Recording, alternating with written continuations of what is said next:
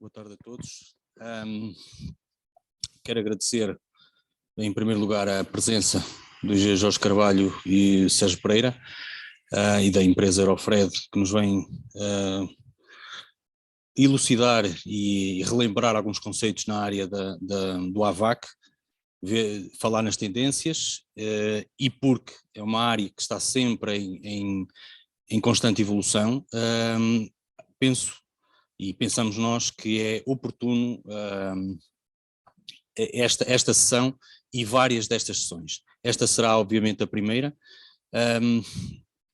Os colegas têm uma vasta experiência, tendendo à idade o Jorge mais que o Sérgio, uma vasta experiência no mercado, na parte de projeto, na parte de comercialização e dimensionamento. E como a engenharia também é, ou engloba toda esta panóplia de assuntos, hoje estamos aqui para falar do tema. Vamos falar de alguns equipamentos, técnicas, tecnologias e conceitos de instalação e não só. Penso que abordei tudo. Sim, basicamente. Exatamente. Obrigado. Passa a palavra. Tem aqui alguém no setor, no ar-condicionado, do projeto. Todos carregam no botão. Ligar e desligar é comum a todos. Ok. Qual é a ideia hoje, para além de apresentar a Eurofred como empresa? Pelo menos a minha apresentação vem um bocadinho na história do ar-condicionado em Portugal depois do 25 de Abril, que é o período que eu me recordo assim melhor. Antes era mais complicado. Falar um bocadinho da realidade mais do projeto, as necessidades do projeto, os erros que se faz pela falta de muitas vezes de conhecimento. Estávamos ali a falar um bocadinho dos requisitos do dono da obra, portanto, para quem é o projeto muitas vezes peca por falta de comunicação, por falta de perguntas. O dono da obra pede uma coisa, ninguém o esclarece e as coisas ao fim, quando não funcionam, é que é chatice. E muitas vezes quem paga é as marcas, porque é o que está escrito nos comandos. Primeira coisa logo a marca a pagar, depois o instalador por aí fora. Eurofred é uma empresa espanhola da Catalunha, já tem mais de 50 anos. É uma empresa familiar que começou num grupo restrito da parte da Oreca. Oreca é hotelaria, restauração e cafetaria, portanto era uma empresa que vendia muito equipamentos, portanto, para a parte de restauração e hotelaria. Neste momento ainda vende, mas abriu uma empresa própria, que se chama, que eu nem sei muito bem, que isto é novo. Pronto, é a nova empresa que tem um ano. Não, está. Neste momento a Eurofred está distribuída em vários países, portanto Espanha, que é a casa-mãe, Portugal, Itália, França, Reino Unido, Irlanda, e também com uma presença muito forte no Chile, em que os negócios estão a correr bem e talvez, comparando com Portugal, seja a delegação mais forte tecnicamente. Eu quando digo mais forte tecnicamente, é uma empresa que fala um bocadinho de engenharia, mete a engenharia em cima da mesa. A Eurofred era uma empresa um bocadinho habituada e ainda tem algumas tendências ao eletrodoméstico, ao portátil. Vocês se calhar veem na Vorta, no Daihatsu, nos Leroy, por aí fora, só que o ar-condicionado é muito mais que isto e está-se a tentar mudar. Não é que nós não precisamos dessas faturações, precisamos. Eu às vezes a brincar um bocadinho digo que a Eurofred precisa é feiticeiros, não é engenheiros, porque estão à espera que faça calor e sol e isso não depende de nós. Portanto, nós temos que construir o nosso percurso à custa de solidificação com os clientes, obras feitas e por aí fora. Portanto, neste momento somos mais de 600. Um argumento muito forte da Eurofred é a capacidade de armazenagem, portanto são 130 mil metros quadrados, praticamente todos de armazém, portanto além do edifício de Espanha, o que permite ter uma estocagem muito grande. Isto também acontece porque a Eurofred não fabrica, portanto tem várias marcas que representam, como não tem fábrica, digamos que a mais-valia vem um bocadinho da logística. Isto tem que se meter moeda, não? Vai passando tudo. Pronto, como eu vos disse, vou tentar falar aqui um bocadinho do setor da AVAC em Portugal, como é que nasceu, quais foram as tendências, depois os principais intervenientes na fase do projeto, fase de execução, generalidades, um bocadinho desde instalações típicas, e o que eu vos peço é que intervenham sempre que tenham dúvidas, porque a ideia é um bocadinho esta. Aliás, isto é uma apresentação que tem dado desde escolas a empresas, depende depois da assistência, dá para ir para todo o lado, podes passar. Portanto, a partir de 74, o ar-condicionado era uma coisa quase inexistente, podes dar mais um clique. O que é que existia? As marcas eram representadas pelos grandes instaladores que existiam em Portugal, portanto não estavam presentes como estão hoje, sei lá, uma Carrier, como é que se chama? Por exemplo, uma Daikin, numa Casa Capucho, uma Trem, uma Fonseca e Seabra, portanto eram os grandes instaladores que detinham as marcas, soluções caríssimas, portanto ar-condicionado, na altura de 74, acho que está a funcionar, na altura de 74, qualquer solução residencial era um luxo, era uma coisa extremamente cara. As marcas, como vos disse, não estavam presentes, eram lá para trás.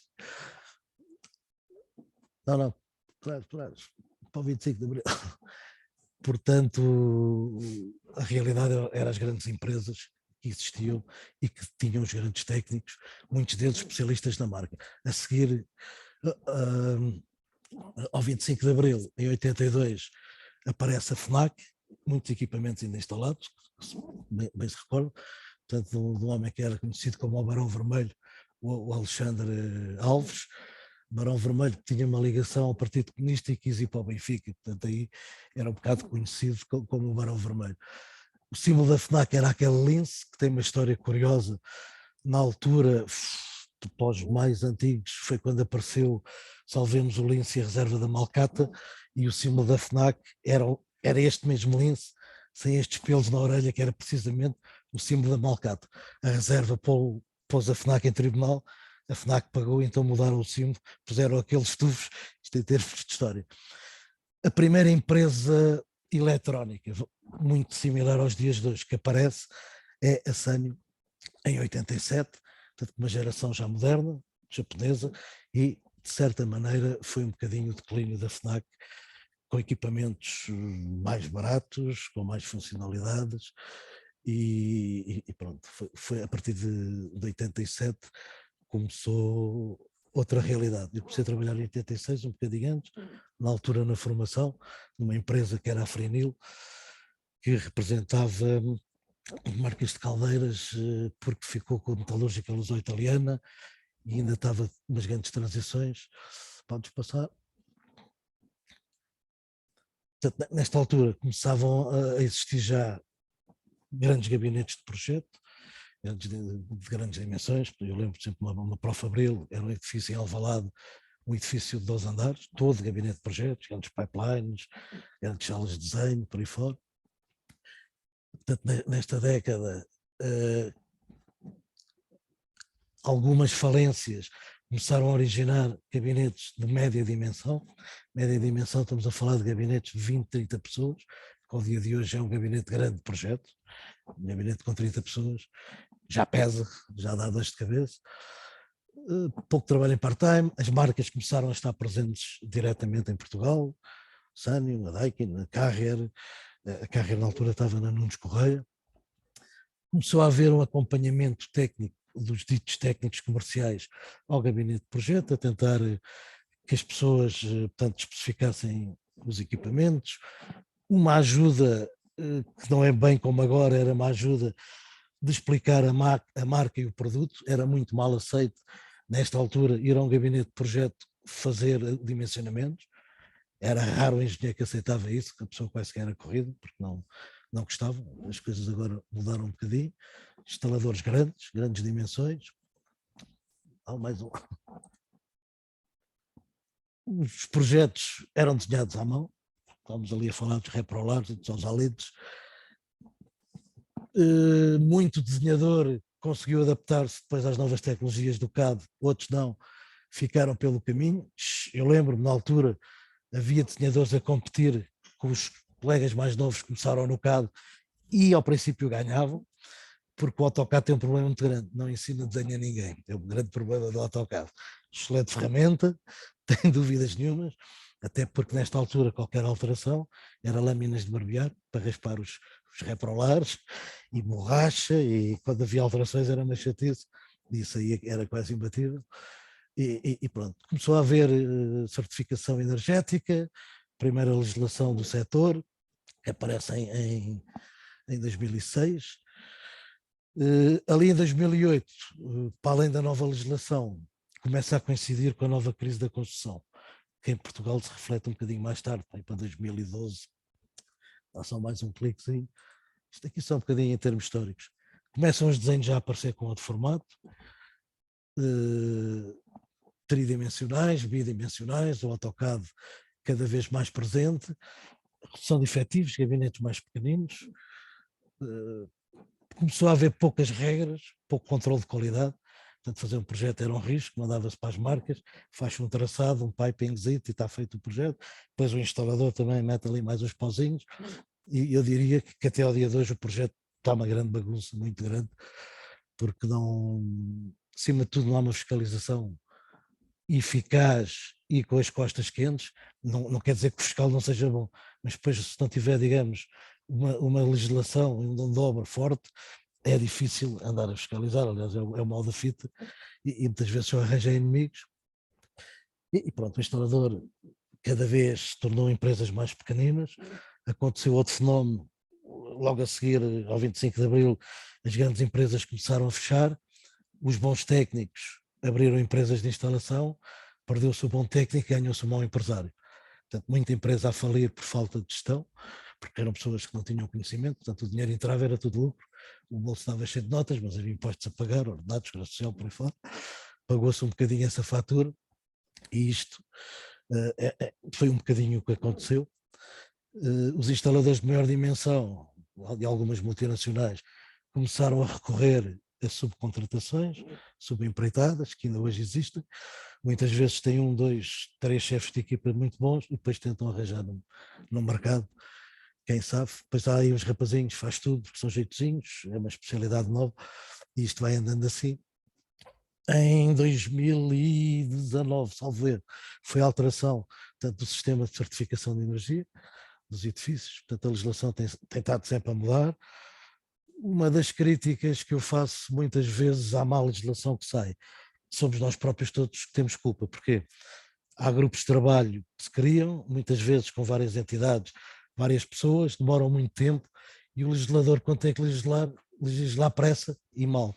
E depois passa a ser lei, quando é lei não há nada a fazer, é para cumprir e tentar mudá-la. Aliás, nós agora até estamos em grupos de trabalho comuns, e o Rui começou a ver o que é esta inércia, depois um diz que está mal, depois a vírgula não é ali, e anda-se 1 ano, 2 anos a brincar com o português, e depois quem tem que legislar pressa e pronto. Também nunca foi um país com associativismo muito forte. Aliás, as pessoas, por exemplo, numa Inferiar, que é a Associação dos Engenheiros de Frio e Ar-Condicionado, uma proposta a um novo sócio, então, mas o que é que isso dá? O que é que eu ganho com isso? Portanto, não é o que é que eu posso fazer para melhorar um bocadinho, mas isso aí é um bocadinho de geral. Podes levar, desculpa com isto na mão, está a fazer nada. A realidade mais presente foi agora o Covid, meteu muita gente em teletrabalho, algumas empresas em layoff, começou a haver novos cenários, as obras, curiosamente, na fase do projeto, as pessoas como estavam em casa e as obras começaram a não ter tempo de acabar, não estava a dar jeito ao dono de obra acabar, portanto os pagamentos mais alargados, começou-se a ver uma preocupação maior nas especificações. As pessoas estavam em casa, estavam com tempo, as memórias descritivas mais bem feitas, mais elaboradas, mais desenhos de pormenor. Quem anda, digamos, neste mercado começou a assistir a essa preocupação. Já está? Portanto, é o que está ali, o aumento de qualidade nos projetos. As marcas com alguma preocupação, porque é o que eu costumo dizer a brincar, é o sistema SDS, só Deus sabe, em termos de futuro isto está tudo um bocado esquisito. Agora a Ucrânia também não veio ajudar muito com esta guerra e está um bocadinho ao dia, apesar ali está menos trabalho, mais desemprego, um bocadinho no geral, porque curiosamente na engenharia não se consegue arranjar um engenheiro para o projeto, um engenheiro para as marcas, não é fácil, arranja-se, mas digamos que não há muita gente disponível. E é um bocadinho, digamos, isto também foi uma realidade, antigamente ralhava-se com os alunos, agora ralha-se com os professores, portanto isto depois é uma consequência aqui disto. Ora bem, fazes de projeto, acho que quase todos estão familiarizados com isto, começa, ou devia começar no estudo prévio, em que no estudo prévio é um bocadinho a definição do objetivo do cliente, o que é que o cliente pretende? Pretende um edifício para um lar, para uma escola, um hotel, o que é que seja. Aí cabe ao projetista fazer o desenvolvimento, mostrar as possíveis soluções. Isto às vezes também é um bocado ingrato, não é pago. Portanto, ou há clientes finais também em condições, ou estas fases todas são difíceis, porque isto custa dinheiro, é tempo, e é um bocadinho por aí. Mas aqui neste estudo prévio, portanto, digamos que se desenvolve o que é que o cliente pode ter. A parte em termos de esclarecer todas as questões relativas, e esta parte é muito importante, o que é que o cliente pretende, o que é que o cliente quer, com os sistemas que estamos a propor, o que é que o cliente vai ter ou não vai ter. Portanto, tem que ser o cliente a ir ou para o sucesso ou para o abismo, não podemos depois ser nós como técnicos. Sim, força. Sim, isso é importante. Agora ele tem que saber que o valor que pretende disponibilizar não dá para o que ele quer fazer, porque muitas vezes aqui o erro é nós irmos atrás do valor que ele quer e aqui é um erro nosso, tentarmos encaixar uma coisa que vai dar problemas mais grave, depois é o próprio cliente final a dizer, também ninguém me disse nada, isto acontece do dia a dia, e às vezes é complicado, porque, vamos ver, o dinheiro é dele, a gente tem que dizer, olha, ok, vai ter isto. Mas eu não quero. Epá, tu arranja mais dinheiro, ou então depois não telefona a dizer que isto não funciona. É um bocadinho esta base. Já no anteprojeto, já é a definição do projeto para a aprovação do mesmo. Aqui também muito gabinete deixou de fazer anteprojeto bem feito, porque depois o cliente final não pagava mais, já tinha tudo para fazer a obra e aqui também foi um bocado ingrato esta fase. Aqui já se faz o desenvolvimento dos sistemas e principais requisitos para a execução, principalmente com as equipas de coordenação, com a arquitetura, porque há necessidade de definir alturas, tetos, falsos, coordenação com as outras especialidades. Muitas vezes isto acontecia, eu trabalhei alguns anos no gabinete que era o Luís Malheiro da Silva, agora é a LMSA, que já está no Grupo Sonai, era uma casa grande, projetos emblemáticos, Colombo, Vasta Gama, coisas já muito grandes, e dentro do mesmo gabinete, muitas vezes, não havia a coordenação da mecânica com os colegas de eletricidade, com os colegas da segurança, portanto, era normal um difusor de ar-condicionado ter uma luminária ou ter um sistema de detecção de incêndios, isto fazia um bocadinho de confusão, mas andava tudo, cada um separado. Lá está a importância de haver um coordenador de projeto ou alguém que dê 2 burros na mesa de vez em quando e tente juntar as especialidades todas. Isto na casa em que são feitas todas as especialidades, porque quando é fora cada uma faz uma e é um bocadinho pior. Depois chega a obra, dá para o instalador brincar um bocadinho. Por exemplo, nas medições, as medições também se tornaram uma coisa que é extremamente importante. Definir medições bem feitas, quadro elétrico, um conjunto. Um conjunto tem vida de cá viola e outro a cantar, isto é que é um conjunto. Porque depois o conjunto está para tudo, o instalador brinca, não. E para mim, e o que está na lei, o projeto é um conjunto de peças escritas e desenhadas. Portanto, não é os desenhos, não é o caderno de encargos, é um conjunto. E aí sim é o conjunto de documentos. Aqui, o desenvolvimento e tanto tudo coordenado, portanto, há condições, depois no projeto de execução, de se calcular, porque o projeto de execução depois serve para dimensionar toagens, condutas, difusão, por aí fora, em pormenor, especificações técnicas, por aí fora. Obviamente, no projeto, as questões legais têm que ser levantadas, que é aqui que o dono da obra não faz. Muitas vezes o dono da obra quer portanto, a licença de habitação, ou o certificado energético, porque é o que precisa para avançar, o resto não conta. Aliás, a engenharia, um bocadinho, agora comparando com a medicina, nós somos muito maltratados. Eu às vezes pergunto a muitos empreiteiros se vão a 3 médicos pedir preços quando estão doentes, porque não vão ao médico, o médico manda ir à farmácia, vão comprar aquilo, depois podem mudar de médico se correr mal, mas acreditam, aqui não, pedem 10 preços, 10, depois são pessoas que normalmente não têm capacidade para avaliar soluções técnicas, e depois olham é para o preço, então, mas este leva-me X, este leva-me Y, e isto é um problema que nós temos e cabe-nos a nós ganhar um bocadinho mais de respeito. Não é fácil, mas o Estado é o primeiro, o Estado aí é o pior exemplo, porque já há muitos anos esta parte, em todos, partes técnicas, partes financeiras, portanto é uma máquina que não ajuda nada a esta questão, mas e às vezes é complicado. Pronto, e o projeto de execução é aqui que está, desde desenhos, portanto, esclarecedores, desenhos de pormenor, que foi uma coisa que também deixou de existir. Os projetos, sabe-se, um projeto hoje em dia não se abre, vê-se no computador, e é raro, pelo menos os projetos da AVAC de menor dimensão, que tenham um desenho de pormenor, de ligação de um difusor, porque muitas vezes há coisas que não valem nada. Pode ser o sucesso ou não do projeto. Um esgoto, por exemplo, portanto, uma tomada de esgoto condensados, uma coisa que não vale nada. Se não tiver prevista, se estiver mal executado, pode inviabilizar todo o bom trabalho que foi feito no cálculo de cargas, na difusão, por aí fora. Parte da orçamentação é fundamental, isto já quem está a orçamentar, fazer um levantamento do projeto com olhos de ver, portanto, ver para não passar nada, que é para não haver esquecimentos. Verificação das medições, porque muitas vezes as medições falham. Identificar erros e omissões dentro dos prazos. Consulta de preço ao mercado. Depois é feita a elaboração da proposta. O desenvolvimento do orçamento com vista à real execução do projetado. Deveria ser, pelo menos nos projetos quase todos, haver um filtro, um consultor que pudesse avaliar o que é que se está a orçamentar ou o que é que vem da orçamentação, porque muitas vezes os documentos que vêm, apesar de haver os BAMs e por aí fora, cada vez mais, às vezes são enganosos, é preciso já muita ginástica para ver o que é que está mal.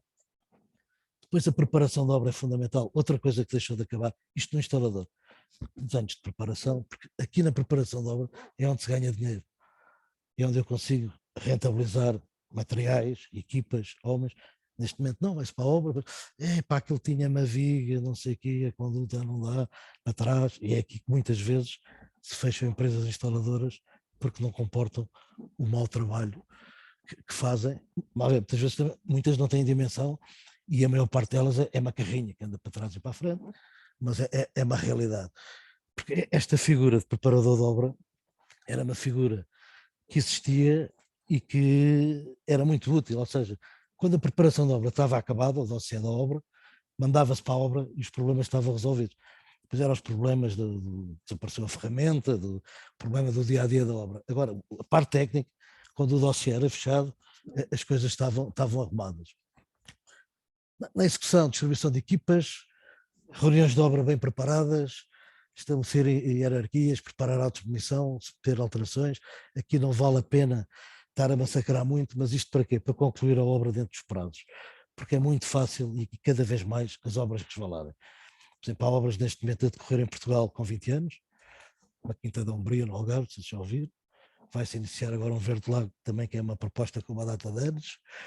E pronto, isto muitas vezes há vários fatores, com o Estado a ser o pior exemplo, como já foi dito, que não ajuda a nada. O que é que tem que existir sempre no projeto? Isto é um bocadinho geral para todos os projetos. Conhecimento e aplicação da legislação em vigor, prazo de execução das fases do projeto bem avaliados. O que é que se quer dizer com isto? Muitas vezes está-se a estimar e diz o dono da obra quer, o projeto tem que ser entregue daqui a uma semana. E nós, sim, está bem, vamos entregar, mas é impossível, não vale a pena.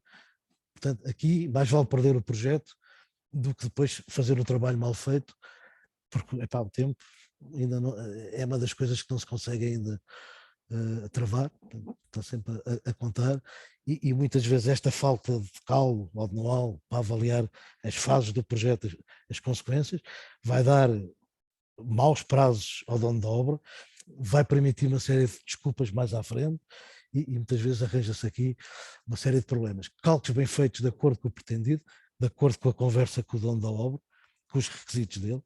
O que é cálculos bem feitos? A pessoa não pode calcular uma máquina e depois, isso é muito apetente, não, isso é muito caro, não, o cálculo é aquele. A seguir vamos discutir e vamos definir o que é que se pode fazer com o dinheiro que ele tem. Agora, abdicar do cálculo, andar para trás nos quilowatts, isso acho que é mau negócio. Prever ou tentar abrir os olhos do dono da obra a expansão para futuros layouts de acordo com o definido pelo dono da obra. Fez um hotel, quer crescer de hoje para amanhã, não é o hotel, isso aí está previsto. É os espaços técnicos para as máquinas do futuro do amanhã, espaços para manutenção, fundamental. equipamentos bem dimensionados e respeito pelo que os fabricantes dizem, principalmente nas manutenções, porque isto depois, e há muitos equipamentos, eu costumo dizer que é um problema de asma, que é falta de ar. Escondem as unidades condensadoras fechadas para se ver, e depois não há milagres, a máquina começa a perder rendimento, o ar começa a recircular, começam a disparar por alto. Porquê? Porque facilitou-se, porque no papel, no projeto, isto é tudo fácil, funciona tudo. Quando se monta é que começam as chatices, e há umas maiores que outras. Coordenação com as outras especialidades, fundamental. Centrais técnicas bem dimensionadas, de modo a se poder fazer manutenção em condições, é fundamental ter uma boa manutenção e condições para que as mesmas existam. Por exemplo, esta questão agora da concentração de gases, que a norma a 378 refere, e que toda a gente anda muito preocupado com as concentrações. Eu sempre trabalhei com ventilações em centrais técnicas do tempo do R12, dos R22, por aí fora. Sempre houve ventilações dentro das centrais, com os chillers água a água, possibilidade de fugas, também que eram muitas vezes quantidades de gás muito maiores, mas isto sempre existiu, isto já está inventado há muitos anos. Os desenhos de pormenor, para não dar aso ao instalador improvisar, porque aí somos fortes a improvisar, isso resolve sempre, as condutas mais para a frente, mais para trás, há de funcionar. Uma definição correta e detalhada para o SAS, para quem não sabe, o SAS é a nova designação da antiga GTC, isto mudou agora, portanto agora chama-se Sistema de Automação Centralizado de Edifícios. Medições bem elaboradas, sem dar lugar a trabalhos a mais. Quanto mais definida tiver a nossa lista de medições, menos espaço dá ao instalador a inventar. Por exemplo, quadro elétrico com conjunto, dá para tudo, aquilo cabe tudo e mais alguma coisa. A requisição, por exemplo, dos elementos para fazer avaliações corretas e tratamentos corretos. Como é que se pode fazer num projeto um tratamento de águas, por exemplo, de reposição de um sistema chiller, que é um circuito fechado, mas tem perdas, sem ter a análise da água? Impossível. Isto é a mesma coisa, eu vou à farmácia e digo que estou doente, tem-me um comprimido, mas para quê? E isto não se pede, não custa nada. Mesma conversa, mas eu não estou para pagar isso. Okay? Então, isto é uma coisa que está descrito, é diferente. Isto são coisas, às vezes, parece que não valem nada. Nós ainda agora temos com um problema em mãos de um chiller que está a fazer portanto, um processo de vinhos no Alentejo, pela segunda vez consecutiva, rebentou com um promotador. Há 2 anos conseguimos saber a causa depois de muita pesquisa. É uma coisa que se chama ferrobactéria, não sei se já ouviram falar, que é uma bactéria existente em furos que come o ferro completamente, transforma o ferro numa lama. É o que está a acontecer ali, portanto, a água de compensação vem de um furo e está a comer o ferro. Portanto, neste momento o instalador e o cliente final já não reclamam. Aliás, o problema está em nós, arranjar um chiller, já não é um problema de pagamento, ele já percebeu que o problema é dele, e confronta-nos, mas temos aqui um chiller ao lado que tem 12 anos ou 15 e não acontece. Não, porque é inox, não tem nada a ver com o promotador de ferro que está lá. Porque ninguém fez uma análise à água.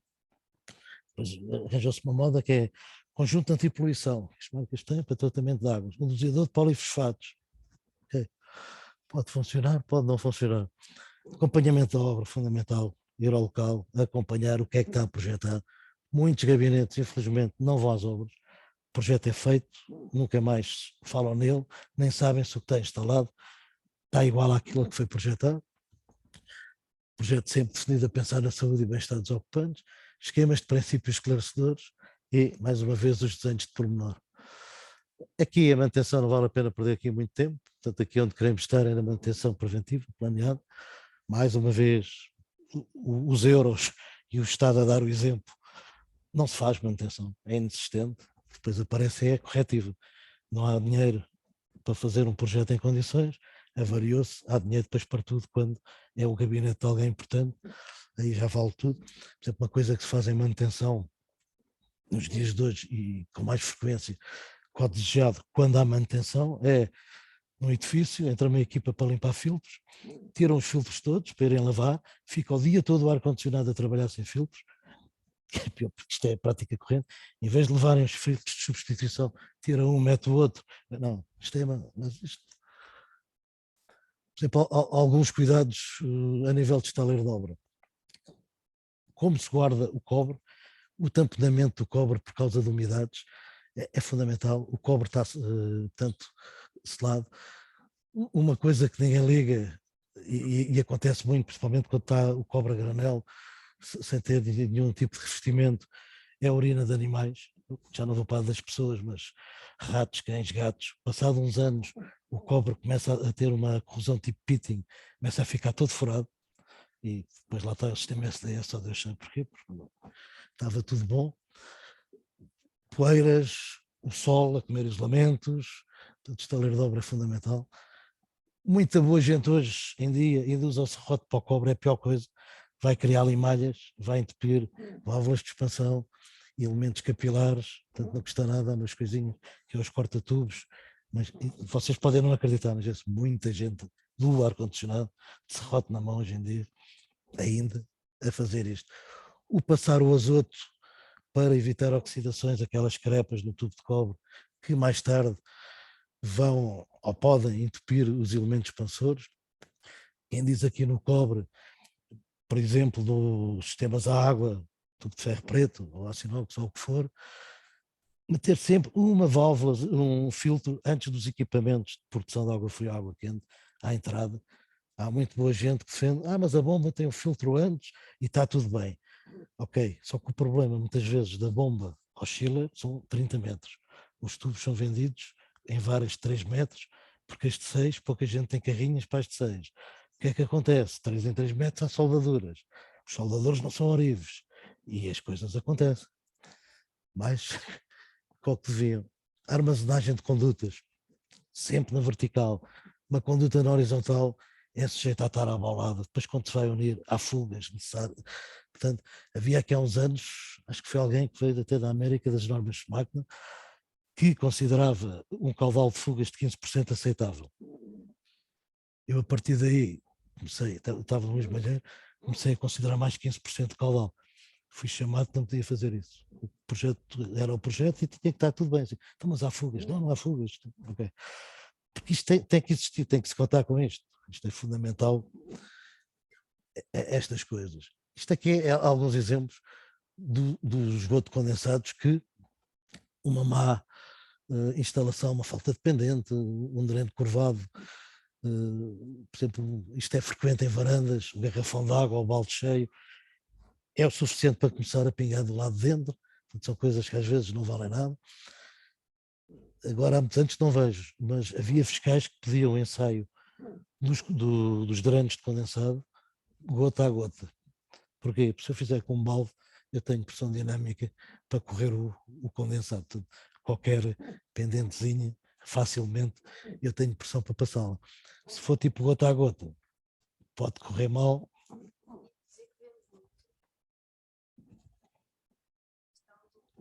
Do balde. Aliás, isto de telefonarem a dizer que está a pingar dentro de casa é mato. Tenho a máquina a pingar, não sei aqui, como é que tem a instalação? Não sei. Tem que ir lá alguém, é o baldezinho ou o garrafão de água. Isto é típico. Muitas vezes, algumas vezes acontece também que a máquina fica ligeiramente inclinada ao contrário, uma inclinação muito pequena, não põe em causa o escoamento. O que é que acontece? Acumula água gelada, que vai provocar depois condensações. Quando os isolamentos não são muito bons, pode acontecer. Lá está, falta de pendentes, portanto isto aqui é mais do mesmo. Máquinas tapadas, obstruídas, isto é um teto por causa do esgoto condensado, falta de acesso aos equipamentos, isto é o dia a dia, isto dá para tudo. Incorreta localização das unidades interiores, portanto, má distribuição do espaço a tratar. Muitas vezes a própria colocação de sondas, o estar em sítios menos corretos, provoca situações indesejáveis. Há muitos anos, no hotel Ritz, contrataram um pianista russo. Então, quando o senhor começava a tocar piano, a sala ficava gelada. Então, alguém descobriu, quando o senhor começava a tocar piano, pedia um bolo de chá para beber no fim. Por cima do bolo de chá estava o sensor. Portanto, o sensor recebia calor, a máquina respondia com frio. E isto acontece. Só que às vezes para descobrir estes ovinhos de Colombo é chato. Portanto, não era pelo senhor ser russo, ter tocado piano, mas obstrução de máquinas, muitas vezes tem um problema muito grande, a falta de formação no sistema da AVAC, e aqui muitas vezes pagam todos. O que é que acontece? A obra devia ser paga quando acaba, independentemente do sistema de gestão, porque o sistema de gestão só está afinado passado um ano do edifício estar a funcionar. As pessoas depois de estarem lá dentro é que conseguem perceber e saber o que é que querem do sistema de gestão. E muitas vezes o facto do sistema de gestão ainda não estar completamente coordenado com o que o edifício quer, encravam pagamento. Isto é uma das coisas que às vezes tentamos defender o instalador para que não aconteça. Posso-vos também partilhar um caso que eu assisti há muitos anos no edifício em Lisboa. A queixa era, quando se ligava o ar-condicionado, começava a cheirar mal. E cheirava mal. A pessoa ia lá, cheirava mal, começa-se a tirar máquinas, lavar a máquina, depois acaba a engenharia, começa a entrar a ficção científica, porque o possível já foi feito. Então o que é que era? Por coincidência, isto passado 3 meses, o sistema de gestão ligava às 8 da manhã no edifício. Coincidia com as senhoras da limpeza saírem. As senhoras da limpeza despejavam o balde nas chanitas assim, desferravam as chanitas. Deixava de cheirar mal quando a primeira pessoa puxava o autocolismo. Isto depois são estes ovos de Colombo que é complicado. Uma má difusão por falta de coordenação com a arquitetura e especialidades, portanto aqui dos arquitetos, isto às vezes é fundamental ouvir o engenheiro da especialidade para não comprometer a difusão dos elementos de difusão. Por exemplo, aqui neste caso, estes 2 difusores lineares até estão a fazer distração de ar, não é? Não, pronto, e fica bem, está bem coordenado. O que não se pode fazer é muita gente, não posso ter aqui difusores porque vamos pôr o difusor ali. Isto às vezes pode inviabilizar um projeto. Cabe também a nós, engenheiros, levantar estas lebres. Porque... Mais exemplos de obras, máquinas montadas ao alto, vale tudo. Houve uma vez, esta não era, houve uma vez uma senhora que ligou que a máquina não fazia quente no inverno. Pelo telefone não se estava a chegar a conclusões, teve que ir lá ao técnico. Então o que é que era? Não tinha condensador. Ou seja, o artista ligou só o ventilador, cortou a parte, digamos, da placa, no verão ia funcionando como ventoinho, portanto, por evaporação fazia fresquinho, chegou ao inverno não fazia quente. Assim como não fazia frio, mas isto de vez em quando acontece. Pronto, e depois isto é a panoplia, isto é as soldaduras feitas sem azoto, estas coisinhas. Isto às vezes é um bocado exagerado, mas acontece, ninguém vai montar isto só para tirar a fotografia. Ou já existia, depois apareceu uma divisória e pronto. E por passar ali ao Sérgio, que vos vai falar mais de sistemas. Se tiverem alguma dúvida, vão partilhando as vossas experiências também. Ora então, muito boa tarde a todos. Mais uma vez, agradecer aqui a oportunidade, a Ordem dos Engenheiros, aqui a pessoa do Rui Fortuna. Bom, no fundo, partilhar aqui um bocadinho também o que é a nossa experiência a nível de equipamentos, okay? De equipamentos de ar-condicionado, equipamentos de expansão direta e não só. E também, no fundo, partilhar aquilo que é a nossa visão como equipamentos de futuro, de forma, enfim, a ajudar no fundo, à redução de consumos energéticos, né? Porque vocês sabem que num grande edifício, enfim, o sistema de climatização, portanto, o ar-condicionado pode ser responsável por 40% ou mais do consumo energético global. Portanto, a questão de eficiência nestas centrais é realmente muito importante, é um passo a dar na questão da redução de consumos, né? Da questão do consumo energético. Bom, situações práticas. Portanto, o que é uma tecnologia de expansão direta, portanto, umas situações introdutórias para aquilo que vamos falar daqui a pouco.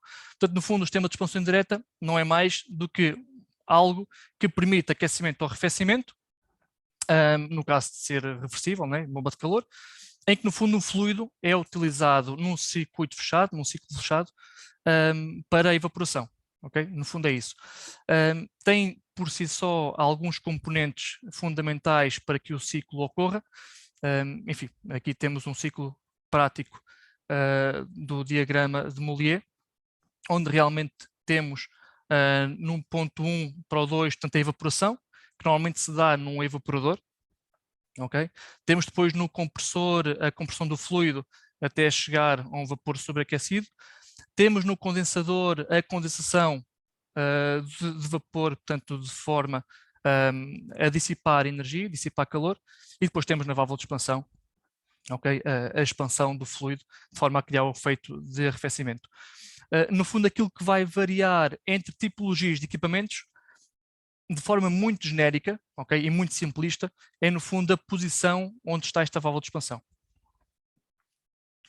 Sistemas mais simples, okay? Não há sistema mais simples de todos, no fundo, é um ar-condicionado portátil, onde temos todo o circuito frigorífico numa unidade compacta, doméstica, okay?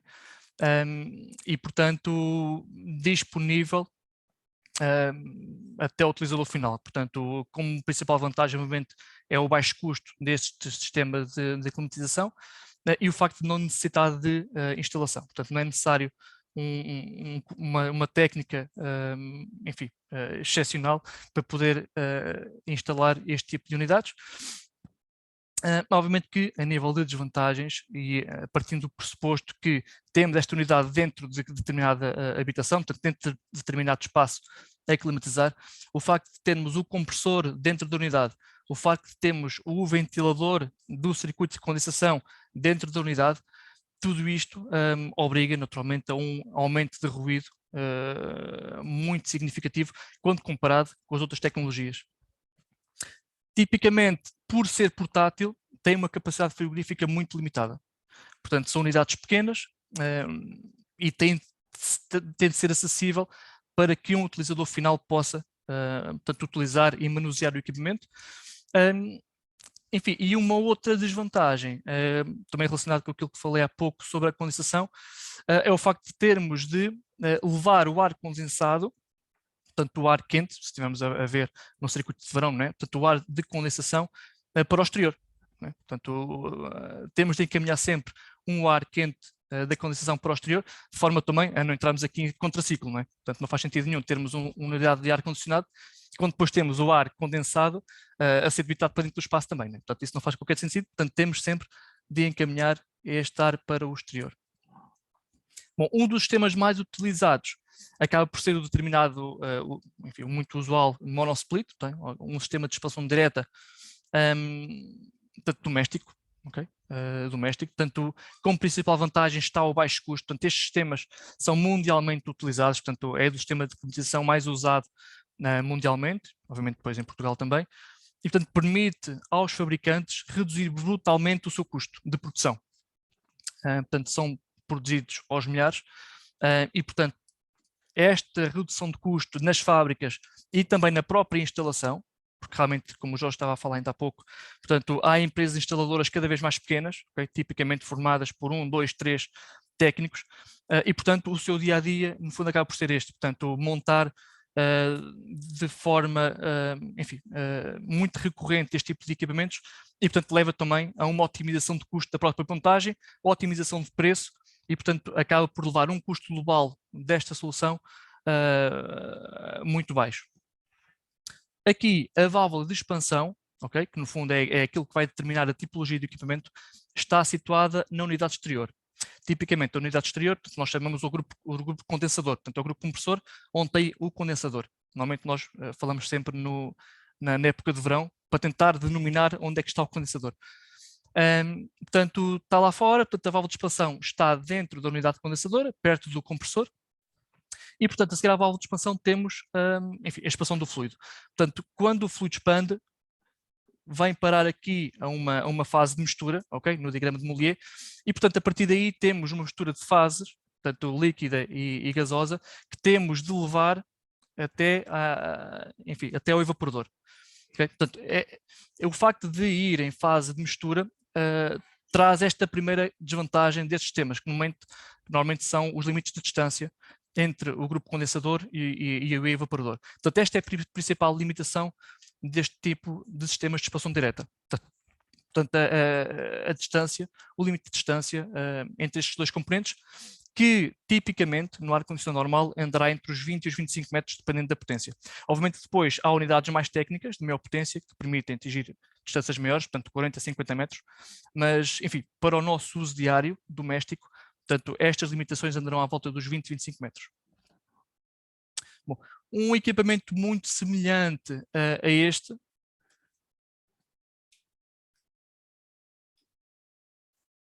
Perdeu aqui outra vez. Aqui. Ok.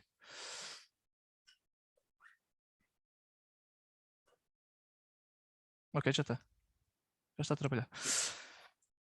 Um equipamento muito semelhante na base de funcionamento será o chamado multisplit, em que, mais uma vez, a válvula de expansão está na unidade condensadora, portanto, na unidade exterior, mas aqui podemos, com uma unidade apenas, podemos ter várias válvulas de expansão e, portanto, podemos ter vários equipamentos interiores, portanto, a fazer arrefecimento ou aquecimento. Mais uma vez, enfim, o custo acaba por ser também uma vantagem, portanto, não é um custo tão baixo como o chamado monosplit. Aliás, para uma moradia, tipicamente vocês têm um custo superior a um multisplit para igual potência. Portanto, normalmente fica mais barato a instalação de 3, 4 monosplits do que propriamente um multisplit. Mas, de qualquer forma, tendo em conta as alternativas de equipamento que há no mercado, por exemplo, bombas de calor, ou aerotermia, ou chillers, portanto, normalmente esta é uma solução bastante mais económica mesmo assim. Enfim, a tecnologia inverter, não é mesmo? Portanto, esta tecnologia está massificada também por todo o mercado e, portanto, o compressor inverter acaba por ter esta vantagem precisamente pelo uso massivo desta tecnologia e também, mais uma vez, o baixo ruído. Portanto, a partir do momento em que o compressor, à semelhança do monosplit, está na unidade exterior, portanto, o principal produtor de ruído acaba por ser o compressor e, portanto, no interior da habitação ou do espaço a climatizar, acabamos por ter um ruído mais reduzido. Enfim, há aqui uma outra desvantagem, que se é que se pode chamar isso, comparado com o chamado monosplit, porque aqui neste sistema, todas as unidades interiores terão de estar no mesmo ciclo de funcionamento. Okay? Portanto, se temos, por exemplo, numa sala de estar um modo de arrefecimento, temos de ter também nos quartos o tal modo, também modo de arrefecimento, precisamente porque o compressor é o mesmo, né? Portanto, o circuito é o mesmo, portanto, temos de ter sempre o mesmo estado de funcionamento de todo o sistema. De igual forma também, a válvula de expansão está dentro portanto, da condensadora, da unidade exterior, e portanto temos novamente aqui o limite de distância. Aqui, nesta componente de distância, temos à mesma o limite de distância por unidade interior, portanto podemos tipicamente andar nos 20 ou 25 metros, dependendo depois da potência da máquina exterior, mas também o limite de distância acumulada. Portanto, nós podemos ter, por exemplo, um sistema de 4 ou 3 unidades interiores com 23 metros, ok? Que cumpre os 25 metros máximos, mas depois não cumpre a distância máxima acumulada. Okay? Portanto, temos de ter sempre em atenção estas duas componentes principais na distância. Portanto, cumprir a distância individual e também cumprir a distância total acumulada entre linhas. Esta distância, tipicamente, de um ponto de vista enfim, do fabricante, é a distância da linha de líquido. Okay? Portanto, isto também vai ser útil para as máquinas que vamos ver a seguir.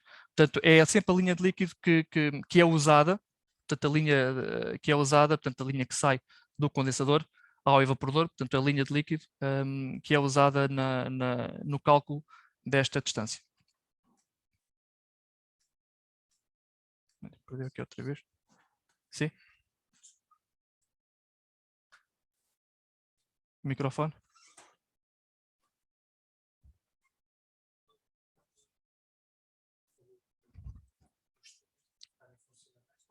Não. Os três têm de estar no mesmo modo de funcionamento. Podem perfeitamente ter temperaturas diferentes ou desligar algumas máquinas interiores. Okay? Têm de estar no mesmo modo. Portanto, não podemos ligar uma em calor e outra em frio. Isto é que não se pode. Obviamente podemos parar uma ou parar as duas, ok? E pôr temperaturas diferentes, também se pode. Podemos pedir 23 graus num lado, 25 graus no outro. Não podemos é pedir quente e frio em simultâneo. Isso é que não podemos, ok?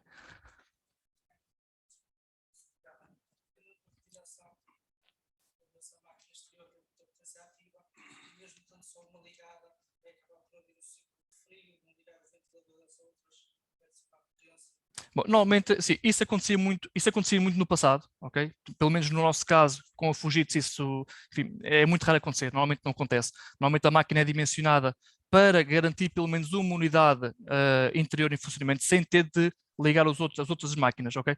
Quanto muito o que pode acontecer, e isso o utilizador nem dá conta, é a máquina, portanto o circuito, abrir uma válvula de expansão um pouco para passar e expandir gás para outro sistema de forma a ajudar a dissipar e evitar o tal para-arranca do compressor. Isso pode acontecer, mas o ventilador não é ligado e, portanto, o próprio utilizador não se apercebe desse fenómeno.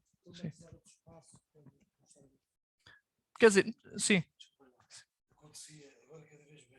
Os equipamentos, acontecia muito quando as pessoas guardam os comandos todos e usam um comando único para as máquinas todas. O que é que acontece? Vamos supor que eu deixei esta máquina parada a 22 graus, esta a 24, esta a 26. E tenho aqui este comando com 26 graus. Quando eu vou dar aqui, subir para 27, é mentira. Ela, como estava nos 22, vai subir 1 grau. E isto às vezes baralha um bocadinho o sistema. O que é que se faz? Ou dá-se o máximo para ela esticar tudo e, digamos, ter a escala no 0 para eu ter a certeza de que é que estou a subir, porque vocês estão a ver o que é que acontece. Manta a 26, esta tinha parado a 22, ou quando eu vou baixar para 25, me aparece no ecrã, esta vai passar para 21, cada vez mais acontece menos, os equipamentos novos, mas na maior parte, neste momento ainda no mercado, isto acontece. Pronto. Face às tecnologias do passado, o que é que acontece também? A própria gestão do compressor vai permitir um trabalho a frequências cada vez mais baixas. Podemos estar a falar de 15, 20% de frequência, de percentagem de funcionamento. E, portanto, essa questão de obrigar a ligar mais uma máquina interior para conseguir evitar o paragem do compressor já não acontece, porque, de facto, a máquina exterior consegue aguentar apenas uma máquina a trabalhar. Okay? Tipicamente, essa questão está mais ou menos salvaguardada. Isto inverte a variação de frequência, ou seja, o compressor já não é on-off e consegue trabalhar, por exemplo, a 30% do regime, máximo. Né? Acaba por desacelerar, portanto, em vez de ser tudo ou nada, acaba por desacelerar o funcionamento do compressor e, portanto, permite-nos gerir melhor uma carga de funcionamento parcial de todo o sistema. Mal comparado no passado, nos on-offs, ter todos ligados ou não, o consumo era quase o mesmo, agora já não é assim porque ele ajusta-se. E aí sim, nos on-offs, aí realmente obrigava a máquina a usar mais unidades para conseguir dissipar a energia. Mais um, Jorge.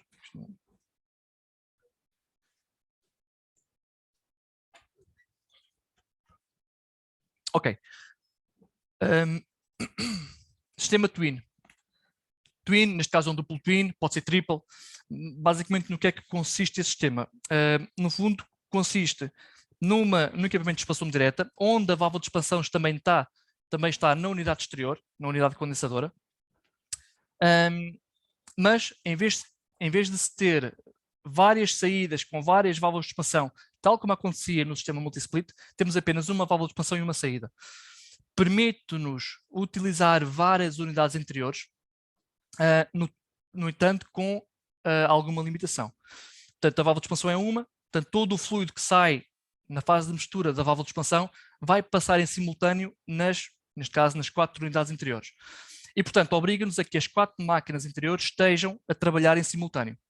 Okay? Portanto, nós aqui nesta solução não nos permite, como nos permitia o multisplit tradicional, não nos permite temperaturas diferentes, não nos permite desligar unidades interiores, determinadas unidades interiores, e, portanto, essa acaba por ser uma desvantagem, portanto, não possibilitar o controle individual. No entanto, tem outras vantagens. Permite-nos maior potência, maior capacidade global do sistema, porque podemos utilizar máquinas exteriores de maior capacidade. No nosso caso, nós temos até cerca dos 25 kW de potência térmica. Permite-nos, enfim, fazer uma melhor rentabilização e um melhor conforto no design das máquinas interiores. Portanto, conseguimos, no fundo, em termos práticos, melhorar a circulação de ar, portanto, a difusão de ar dentro dos espaços, porque a alternativa a 25 kW seria colocar um monosplit, okay, dessa capacidade. E, obviamente, com uma máquina interior apenas, teríamos um caudal de ar muito superior e, portanto, teríamos mais dificuldade em gerir uma difusão de ar conveniente. E, portanto, é uma solução tipicamente utilizada para grandes espaços. Portanto, open spaces, restauração, situações de eventos. Portanto, basicamente, espaços grandes onde se requer uma capacidade grande, okay? Ou pelo menos superior aos tradicionais multisplits, mas, por outro lado, queremos rentabilizar o custo. Portanto, isto é uma solução bastante económica quando comparado, novamente, aos sistemas tradicionais, por exemplo, de VRF ou sistemas por chiller. Enfim, mais uma vez, válvula de expansão está no grupo compressor, no grupo exterior, e portanto temos também o limite de distância. Embora aqui esta distância, devido também à maior potência típica deste tipo de equipamentos, consegue ser superior aos tais 20, 25 metros. Portanto, aqui já podemos estar a falar dos 40, 50 metros.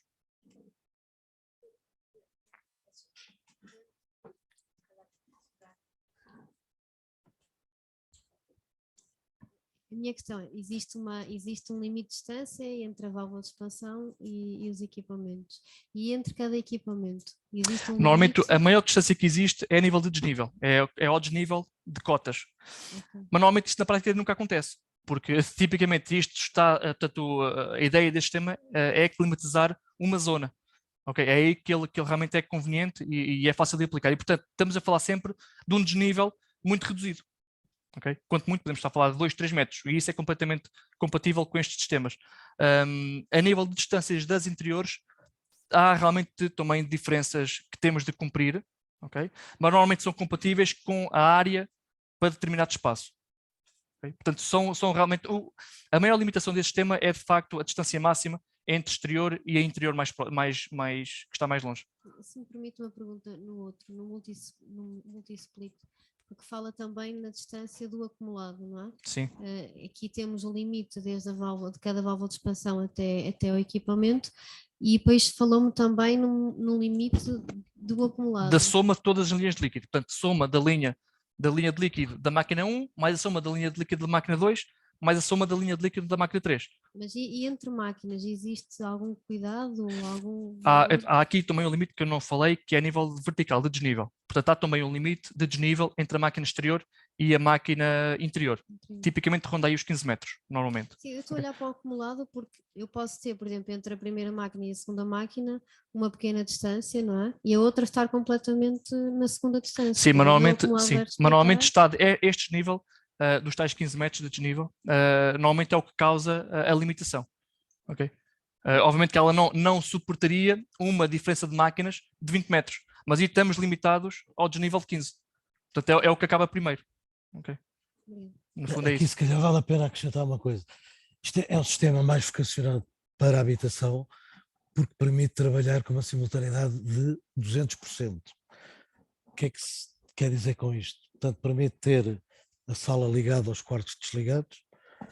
Agora imaginem uma garrafa com 1 litro de água e 4 copos de meio litro. Não vou conseguir ter os 4 copos cheios.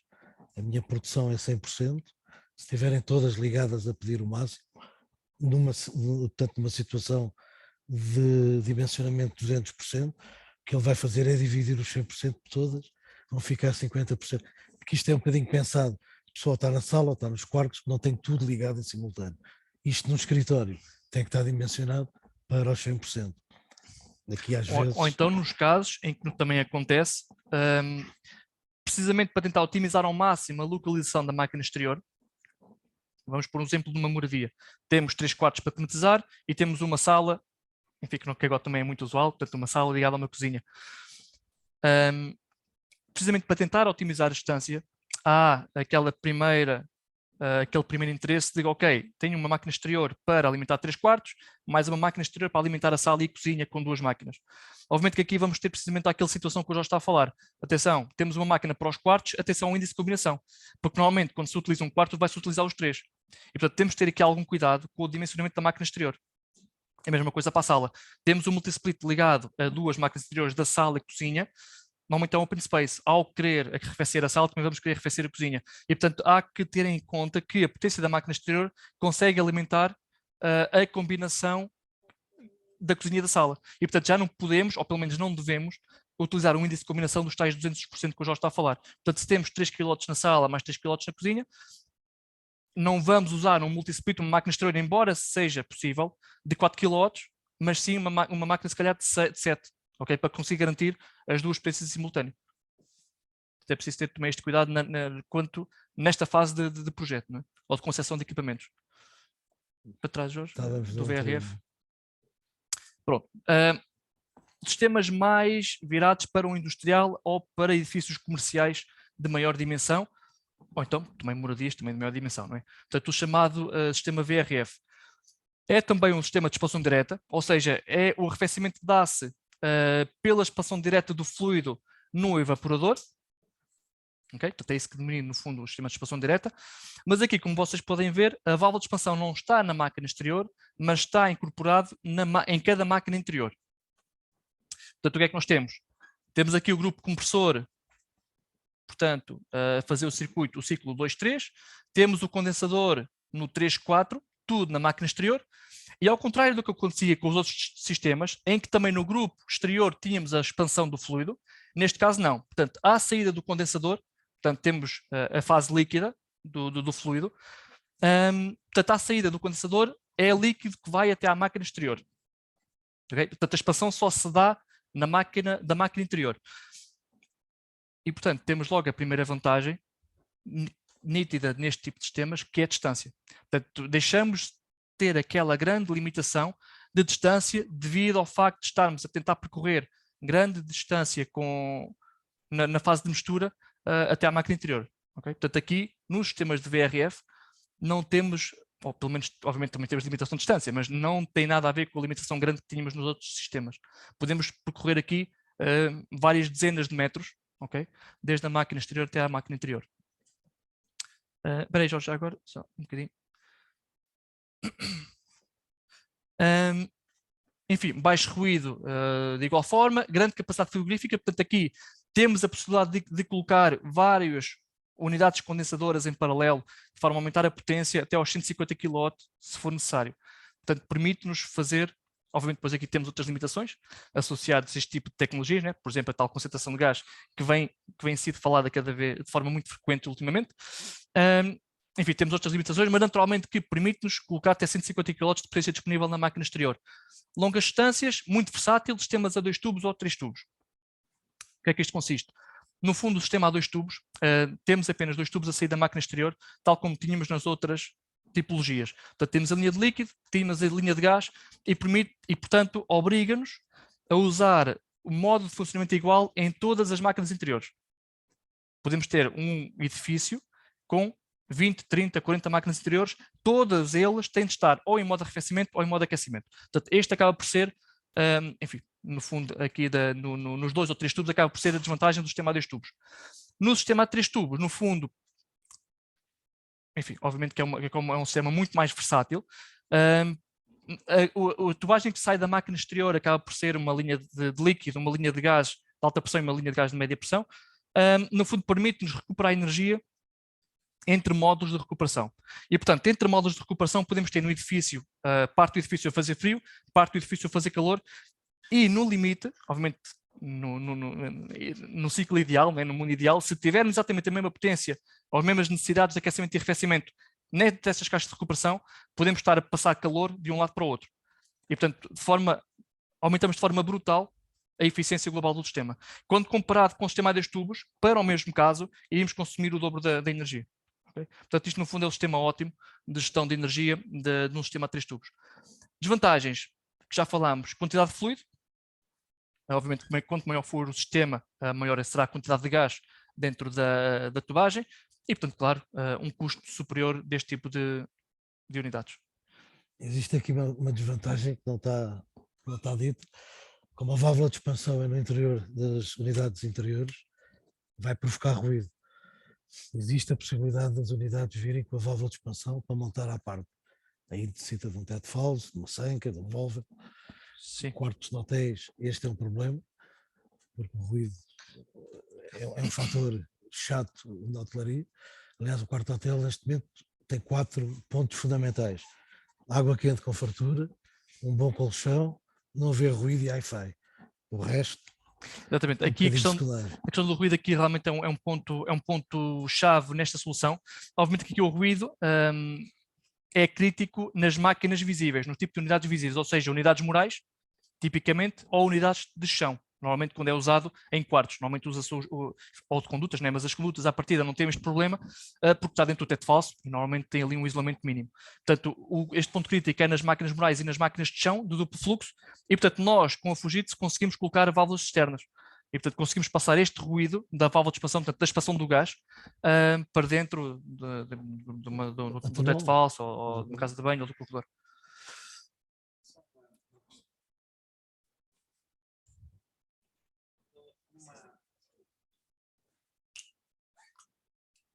uma empresa, por exemplo, tem os escritórios e tem a parte comercial, vamos supor que estão grandes motores ali a trabalhar e aquece muito ali o ambiente. Uma indústria? Sim, uma indústria.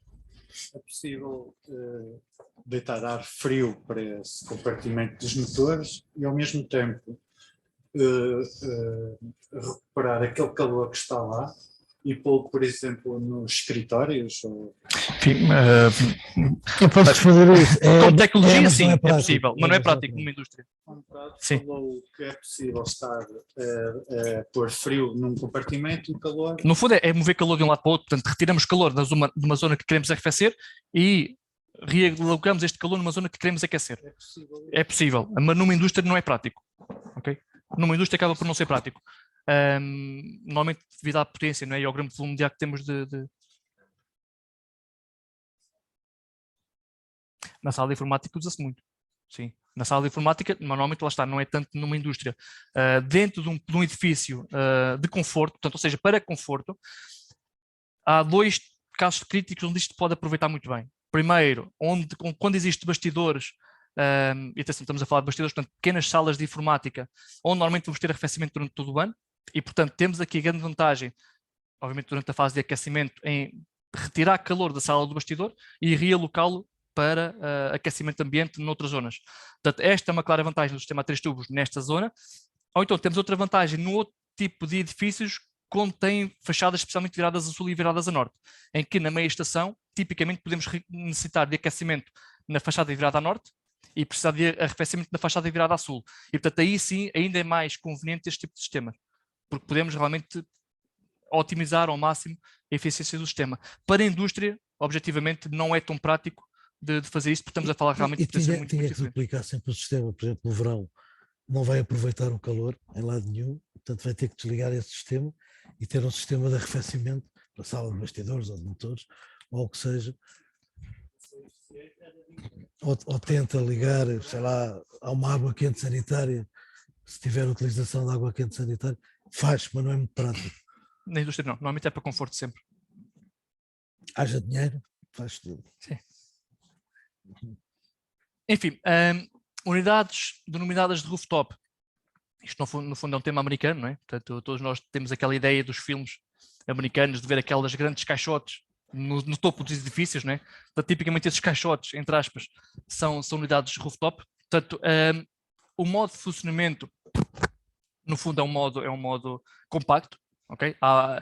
Enfim, muito próximo daquilo que acontecia com os ar-condicionados portáteis, mas a uma escala muito diferente. Portanto, todo o circuito frigorífico está dentro de uma máquina só, está dentro de uma máquina exterior.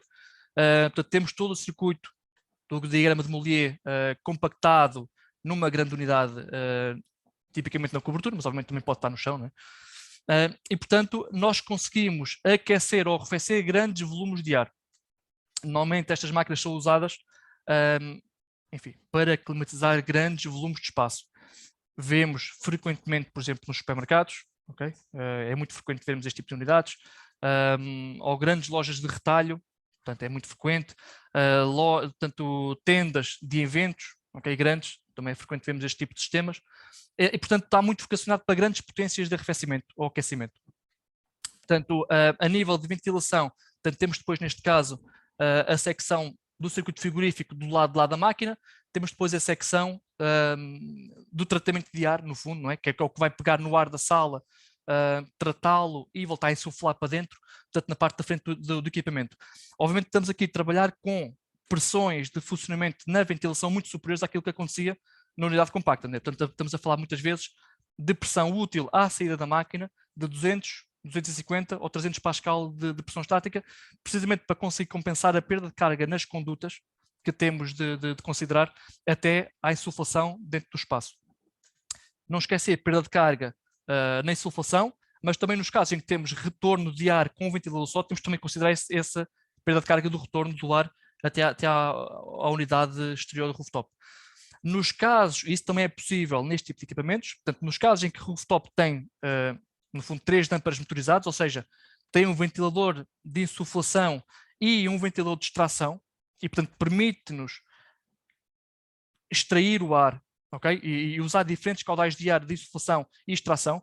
Nesses casos, sim, podemos estar a trabalhar com pressões diferentes na insuflação e na extração. Facilidade de manutenção. Obviamente, quando comparado com os sistemas monosplit ou VRF, temos todo o grupo produtor numa unidade só, e portanto é muito mais localizado para a manutenção. Desvantagens, portanto, há um controlo não tão apurado na temperatura dentro do espaço. Portanto, normalmente estamos a falar de espaços muito amplos, muito grandes, normalmente com pé direito também elevado, e portanto há que fazer um trabalho muito focado e dedicado a nível da ventilação interior do espaço, portanto a nível da difusão do próprio ar, de forma a otimizarmos tanto quanto possível uma média de temperatura razoável portanto, dentro do próprio espaço a climatizar. A dimensão e o peso normalmente também têm aqui uma desvantagem, portanto, normalmente são unidades grandes, pesadas, que ocupam muito volume, precisamente pelo volume de ar que a máquina tem de lidar. Portanto, normalmente, por isso é que normalmente vai sempre à cobertura. Não é? Enfim, depois o trabalho normal de condutas, porque realmente é preciso depois transportar todo este ar, e podemos estar a falar de 10, 20, 30 mil metros cúbicos de ar por hora, portanto, transportar todo este ar para dentro do espaço e ao mesmo tempo depois de dentro do espaço para a máquina, porque nós não podemos esquecer também do retorno ao equipamento. Enfim, não falámos aqui ainda de chillers, portanto, os sistemas hidrónicos, portanto, todos nós já ouvimos falar, portanto, chillers ou bombas de calor. No fundo, é o quê? Portanto, no fundo, é uma máquina que tem no seu funcionamento interno um circuito frigorífico também, tal como acontecia nas outras tipologias e exemplos que demos. No entanto, enquanto as outras tipologias, durante a fase de evaporação do fluido, portanto, estamos a usar essa evaporação, portanto, a energia que é captada na evaporação do gás, estamos a usá-la para arrefecer determinado espaço, estamos a usar para arrefecer o espaço interior, portanto, o ar que passa nessa bateria. Num sistema hidrónico, portanto, nos chillers, é usada essa captação de energia para arrefecer água. Portanto, existe um permutador dentro da máquina, portanto, que nós chamamos normalmente de evaporador. A água passa dentro do evaporador e, portanto, durante a fase de evaporação, ok, seguir a válvula de expansão, durante a fase de evaporação, a água passa e é arrefecida. Obviamente, tipicamente nas condições Eurovent, portanto, determinou-se, ok? Não quer dizer que depois se use sempre estas temperaturas, né, que o Jorge ainda há bocado vínhamos a falar disso. Tipicamente usamos um ΔT de 7 graus, portanto, de 5 graus, desculpa. Portanto, a água entra a 7 graus, sai a 12. Convenciona-se assim, obviamente podemos trabalhar com o tipo de temperaturas, mas portanto a água entra no evaporador a 7 graus, é arrefecido precisamente portanto, devido à evaporação do fluido, e depois portanto, entra a 12, é arrefecido durante a evaporação e sai a 7 graus. Para além de um chiller ar-água, que foi aquele exemplo que demos, existe também os chillers água-água, portanto no fundo a parte de arrefecimento é igual, temos a mesma, portanto, a válvula de expansão, o evaporador e, portanto, a água a entrar a 12 e a sair a 7 arrefecida, mas na parte da condensação, enquanto no circuito, portanto, nos chillers tradicionais ar-água, no condensador é feito com ar, ok? E daí a tipologia ar-água. Nos chillers água-água, essa condensação é feita para um sistema de água também. E, portanto, em vez de termos a bateria, enfim, que é arrefecida por ar, ok?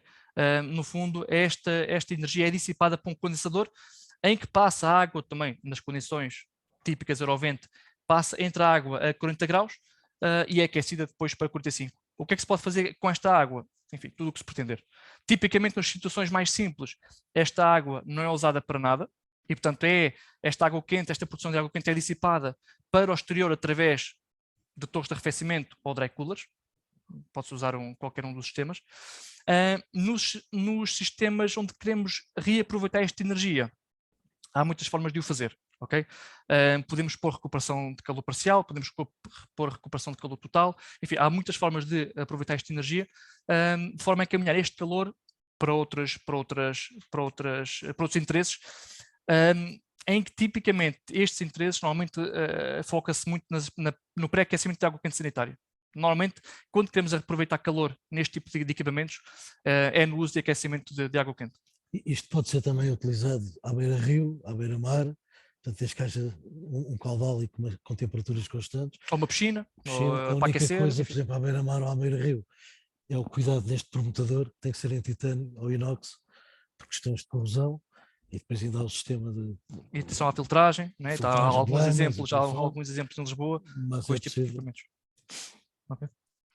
Eu não sei se tem alguma questão, portanto, se quiserem interromper, estão à vontade. Bom, a nível de tecnologias de componentes, ou pelo menos do componente principal, portanto, o equipamento que move todo o fluido, né, que no fundo é o compressor. Enfim, há muitos tipos de compressores, mas eu aqui dividiria em 4 compressores principais que são usados frequentemente neste tipo de tipologias. Portanto, o compressor scroll, no fundo, acaba por ser o compressor enfim, mais usual para sistemas de baixa e média capacidade. Eu colocaria aqui sistemas entre os 20 e os 250 kW, 300 kW, mais ou menos. Obviamente pode permitir equipamentos de maior potência, mas aí se calhar entramos já num outro tipo de sistemas que é o compressor de parafuso. Os sistemas de scroll são baratos, ok? São fiáveis, requerem uma manutenção baixa, mas têm como desvantagem face às outras alternativas a eficiência. Portanto, para equipamentos de maior dimensão, de maior potência, obriga-nos a colocar vários compressores no circuito frigorífico e, portanto, no global, a eficiência destes sistemas é baixa. E, portanto, essa acaba por ser a desvantagem face às outras alternativas. Entra aqui depois o compressor scroll inverter ou o digital scroll. Portanto, o digital scroll tem vindo a ser abandonado. Portanto, no fundo, o digital scroll é o quê? É um compressor de velocidade fixa, mas que nos permite ter uma variação de caudal de fluido através de uma válvula à saída do compressor. Portanto, é um sistema complexo e que, na verdade, não traz um benefício assim tão significativo. Ou então o inverter scroll. Portanto, o inverter scroll, sim, é um compressor scroll que permite uma variação de velocidade e aí modular melhor portanto, a carga parcial e otimizar assim a eficiência da carga parcial do sistema. Compressores de parafuso. Todos os compressores de parafuso têm uma modulação de fluxo, portanto, de caudal de gás através de escalões. Normalmente é uma gaveta, portanto, é uma válvula de gaveta que está na base do compressor que permite gerir melhor uma carga, porque o compressor simples não tem velocidade variável. Okay? Portanto, é uma válvula, nós chamamos de slide valve, que está neste compressor. E depois temos o parafuso inverter, que sim, também mais uma vez à semelhança do que acontecia com o scroll, permite efetivar uma variação de velocidade no compressor e assim atingir melhores eficiências de carga parcial. O compressor parafuso normalmente é utilizado para maiores potências, portanto entre os 300 e 1,5 MW, depois depende se é água-água ou ar-água. Portanto, água-água vai até aos 3, 4 MW, ar-água não tanto, portanto, normalmente chega-se ali a 1,5 MW, 2 MW no máximo. Compressores centrífugos acabam por não ser muito utilizados, pelo menos no nosso país. Normalmente são compressores onde se quer uma capacidade de refrigeração muitíssimo grande. Portanto, estamos a falar, se calhar, de 2, 3 MW para cima. Portanto, normalmente não há aqui muitos edifícios a trabalhar assim. Algumas indústrias, sim. Algumas indústrias existem com este tipo de compressores. E, finalmente, os compressores de levitação magnética. Os nossos chillers, temos uma gama de chillers que trabalha com este tipo de compressores. Portanto, compressores da Danfoss, isentos de óleo. Portanto, não há rolamentos aqui. Portanto, o compressor, o grupo centrífugo do compressor não há, portanto, acaba por estar a levitar em cima, portanto, no veio, não é? Portanto, acaba por estar a levitar e não permitir ou não necessitar de lubrificação. E, portanto, estamos a falar aqui de eficiências muito acima de toda a tecnologia que existe no mercado. Eficiências muito mais altas, eficiências que possibilitam a sua manutenção durante toda a vida útil do equipamento, precisamente porque não trabalha com óleo e não há incrustações de óleo dentro do circuito frigorífico. A manutenção também é muito mais reduzida quando comparado, por exemplo, com os compressores centrífugos ou parafuso, porque precisamente não precisa desta tal mudança de óleo constante.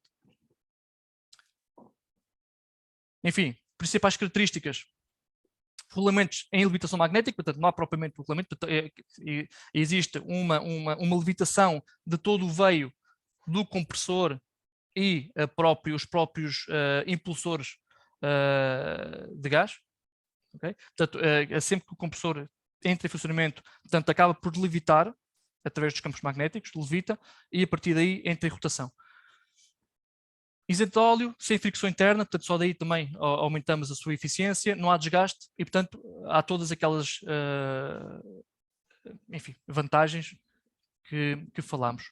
Em caso de falha de energia, esta bateria de condensadores auxiliares grande, que o veio não caia, Estamos aqui a falar aqui de rotações de 30 a 40 mil por minuto, portanto 30 a 40 mil rotações por minuto, portanto é muita rotação e portanto, ok, há sempre aquele cenário crítico de falha de energia, o compressor deixa de estar levitado e obviamente sabemos os tantos críticos que isso poderia levar, mas isso não acontece normalmente, obviamente que este compressor tem internamente sistemas que permitem armazenar energia e permite parar em segurança e acoplar novamente, assentar novamente o grupo compressor.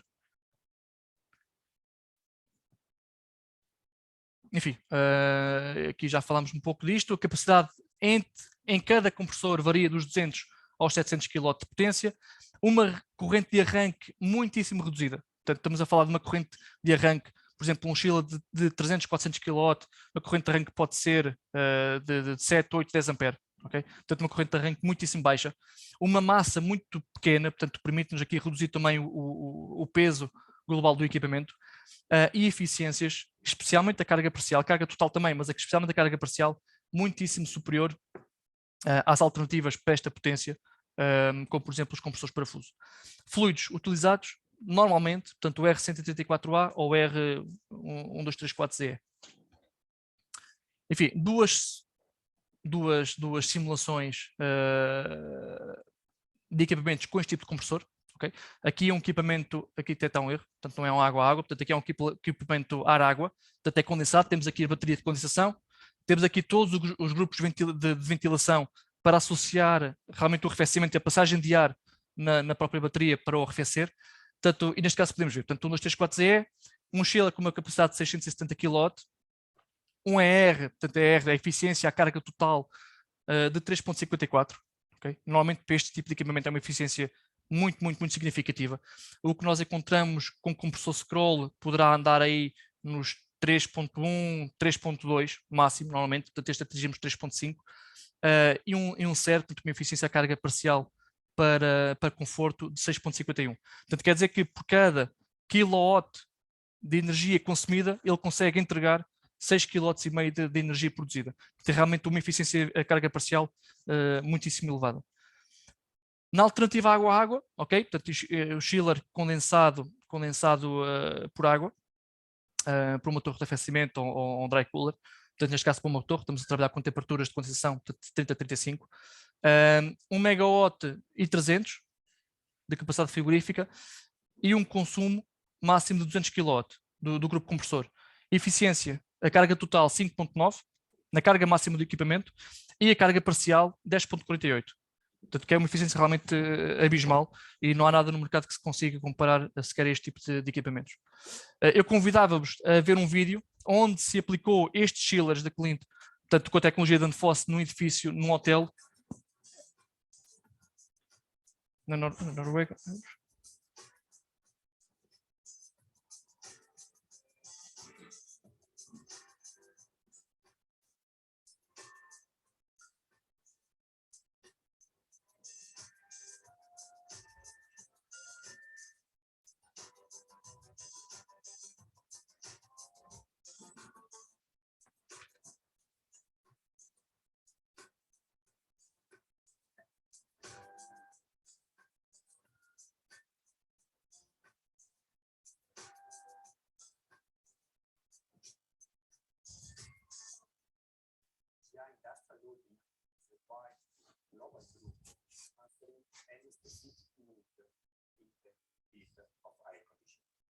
We have a long-term relationship with is one of our main suppliers.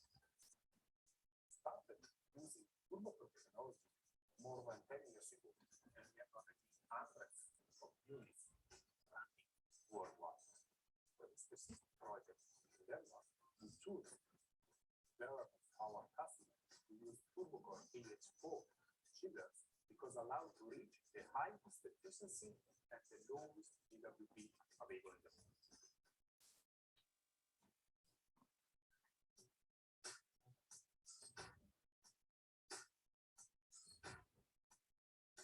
This solution is a nearly 900 degree water cooler to keep all the treatment manifolds and ventilation in the hotel building.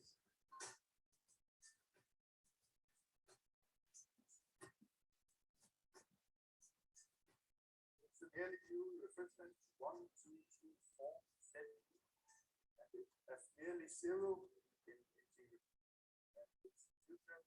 So if you get a little interest or something, you can go out in the nature and not make it harm.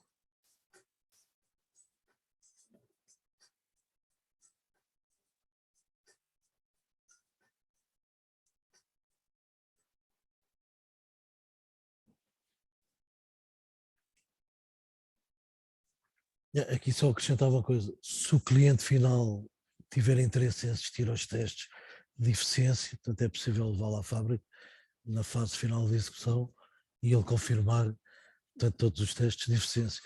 Aqui muitas vezes, quando é casos de obras em que se está a substituir equipamentos para melhores eficiências, tem acontecido sistematicamente no mercado um fenómeno engraçado, que é, por exemplo, o chiller, sei lá, com eficiência de 6, os cálculos são todos feitos para essa eficiência. Depois de instalado na instalação, a eficiência já não é 6 e passa a ser 4,5 ou 5. O que acontece? Não estamos a medir a eficiência do chiller, estamos a medir a eficiência de uma instalação que não foi mudada. Não se mudaram bombas, não se mudou tomagem, não se mudou nada.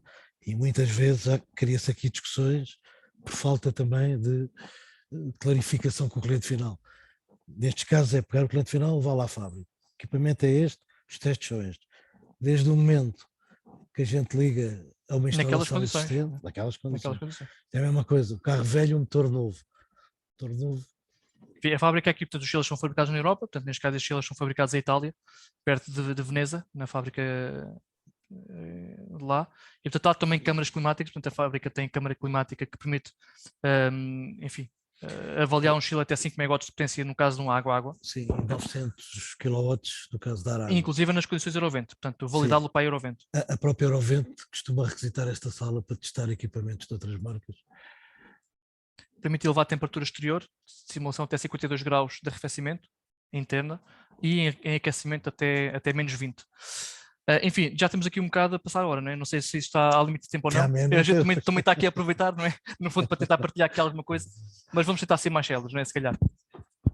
Bom, a segunda parte das tecnologias que queríamos partilhar convosco, enfim, que temos aquela visão que vai ser uma tecnologia de futuro. Circuitos transcríticos, portanto, aproveitar o ciclo transcrítico do CO2, ok? Portanto, do R744. Portanto, este ciclo de transcrítico já é utilizado há bastante tempo portanto, na refrigeração, ok? E temos vindo a tentar aplicá-lo cada vez mais na produção de água quente sanitária, principalmente por causa deste fenómeno de utilização de gás cooler, portanto, de arrefecimento de gás no condensador para a produção de água quente sanitária, para aquecimento de água quente sanitária. Como circuito, diagrama muito simplificado do Mollier, portanto, a partir da mesma forma como analisámos o diagrama de Mollier no expansão direta.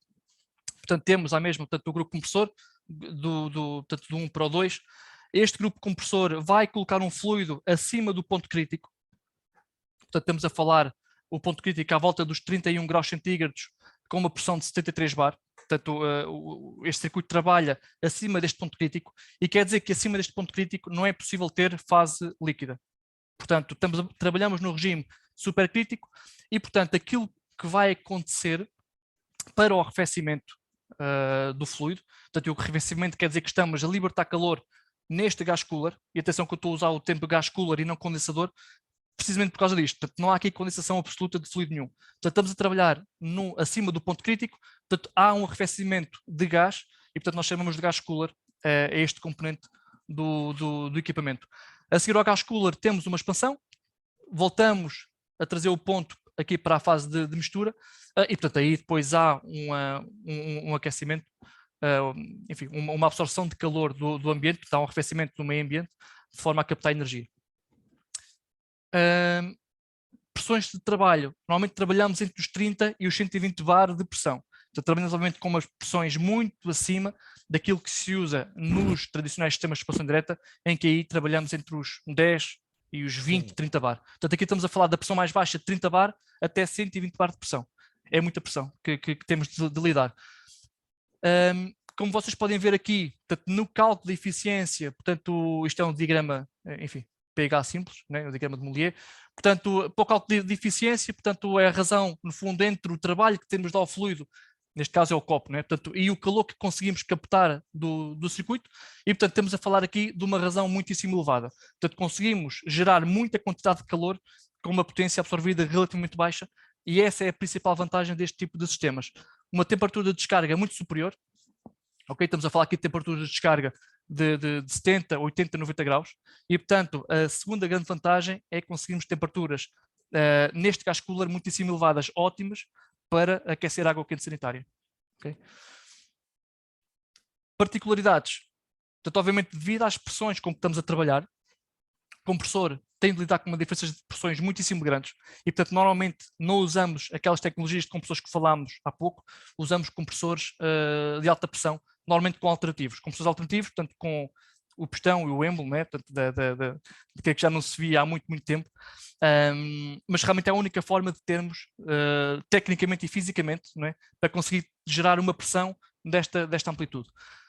Válvulas de expansão, portanto, uma válvula de expansão dedicada para conseguir esta correta expansão de fluido, okay? Desde o regime supercrítico até à fase de mistura, e obviamente também que consiga lidar com uma diferença de pressão muito grande. E o gas cooler, obviamente que terá de ser cuidadosamente calculado e construído para garantir enfim, a sua fiabilidade e segurança, acima de tudo segurança, porque 120 bar de pressão é realmente muita pressão, e portanto não podemos correr de forma alguma risco de haver enfim, uma paragem crítica do equipamento devido a isto. Utilização de gás cooler, portanto, dissipação, como falámos, de calor a altas temperaturas, portanto, temperaturas muito mais elevadas, quando comparado com o ciclo tradicional de expansão direta que falámos. Portanto, ótimo para águas quentes sanitárias.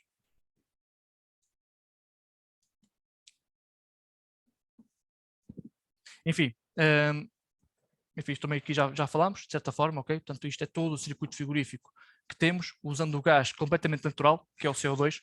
Portanto, o GWP é ainda abaixo daquele 1234CE, portanto é um gás completamente, é um fluido completamente natural, no fundo. Okay? Portanto, aqui temos alguns exemplos de físicos da máquina. Portanto, níveis de segurança. Claro que estamos a falar de pressões muitíssimo mais elevadas do que aquelas que experienciamos de forma normal nos sistemas de arrefecimento tradicionais. Portanto, uma primeiro nível de segurança de alta pressão, portanto, nos 115 bar, com transistor de alta pressão. Portanto, este transistor de alta pressão, no fundo, é aquilo que também vai ajudar a gerir o entrar de funcionamento do compressor e a paragem. Um pressostato de alta pressão, de forma a parar, a garantir a paragem do compressor, caso este não atue no primeiro nível de segurança. Válvula de segurança da bomba de calor, ok, a 130 bares, e depois uma própria válvula de segurança do compressor a 148. Portanto, temos aqui 4 escalões de segurança, de forma a garantir que estamos sempre a trabalhar dentro dos limites mecânicos do equipamento. Níveis de pressão inferior, ok, aqui não causa tanto alarmismo, mas de qualquer forma estamos a falar com pressões altas, portanto, baixa pressão nos 20 bares, pressostato de baixa pressão nos 15 e depois as pressões mais altas no nível de pressão inferior, portanto, de 80 bar de segurança da bomba de calor e 90 bar na segurança da entrada do compressor. Okay. Efeito de COP no gas cooler, também já dei aqui alguma indicação sobre isto. Portanto, copos muito elevados, com um grande diferencial térmico de água entre entrada e saída do equipamento. Portanto, se vocês recordarem no diagrama, portanto, nós tínhamos aí, portanto, a compressão do fluido e todo o arrefecimento no gas cooler. Portanto, obviamente que este arrefecimento permite-nos garantir um elevado ΔT. Aliás, é o ponto onde o equipamento vai trabalhar em eficiência elevada, é precisamente quando garantimos o ΔT muito elevado na água. Ou seja, na prática, é quando temos a água a entrar fria, então uma temperatura muito baixa no equipamento e sai uma temperatura muito alta. Portanto, é aí que conseguimos utilizar ao máximo o consumo energético do equipamento. Portanto, ΔT ideal entre os 30 e os 55 graus. Ou seja, portanto, a água, e por isso é que é aplicada a água quente sanitária, portanto, a água entra relativamente fria no equipamento, portanto, podemos estar a falar em 10, 15 graus, e o equipamento consegue dar um salto térmico grande à saída, portanto, de 30 a 50 graus. E, portanto, sai nos 50, 60, 70 graus. Portanto, há aqui uma produção instantânea de água quente sanitária que pode ser utilizada de forma imediata para o utilizador, um pouco à semelhança do que se passa com as caldeiras. Enfim, pequena desvantagem, ΔT mínimo, portanto, ΔT mínimo de 20 graus, e aqui à frente, daqui mais à frente já vamos ver uma curva onde confrontamos, portanto, o ΔT do equipamento e a sua eficiência, ok? ΔT máximo de 80 graus, estamos a trabalhar já perto do limite do equipamento. Okay. Tecnologia aquatérmica, portanto, a tecnologia nossa, de Aerofret, portanto, a ITS Aquathermic. Enfim, principais características, ok? Portanto, temos equipamentos disponíveis desde os 18 até aos 5 kW e vamos adicionar mais um modelo de baixa capacidade de 12 kW de potência. Temperatura de água de saída entre os 55 e os 90 graus, salto térmico até 80 graus, copo superior a 4, ok? Para determinadas condições, obviamente, mas um copo superior a 4 com temperaturas de produção de água quente a 60, 70 graus é realmente um copo fantástico e não conseguimos atingir este copo de forma alguma com os sistemas tradicionais de aquecimento. Temperaturas ambientes até menos 20, ok? Compressor alternativo, um estágio direto, em regime transcrítico. Bomba de circulação e ventiladores de velocidade variável, de forma a otimizar a eficiência total do equipamento.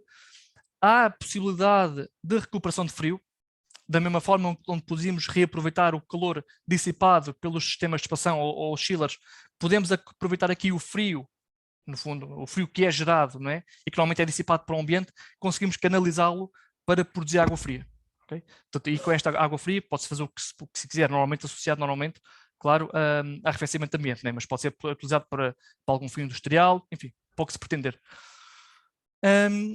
Saídas de comunicação, portanto, saídas Modbus e internet com recurso a web server. Portanto, o que é que isto quer dizer? Portanto, quer dizer que o utilizador final consegue, através de um browser, entrar no controlador e assim conseguir ver diretamente do seu browser de computador, ou no tablet, ou no smartphone, consegue ver as características e agir no equipamento.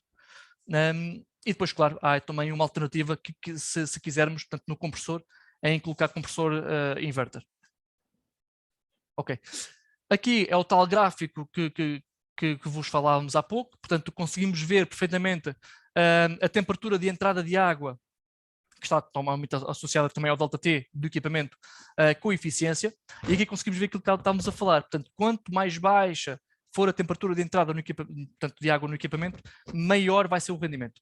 E, portanto, daí o grande benefício destes sistemas em produzir água quente sanitária. Portanto, onde temos garantia de aproveitar ao máximo este salto térmico para o equipamento.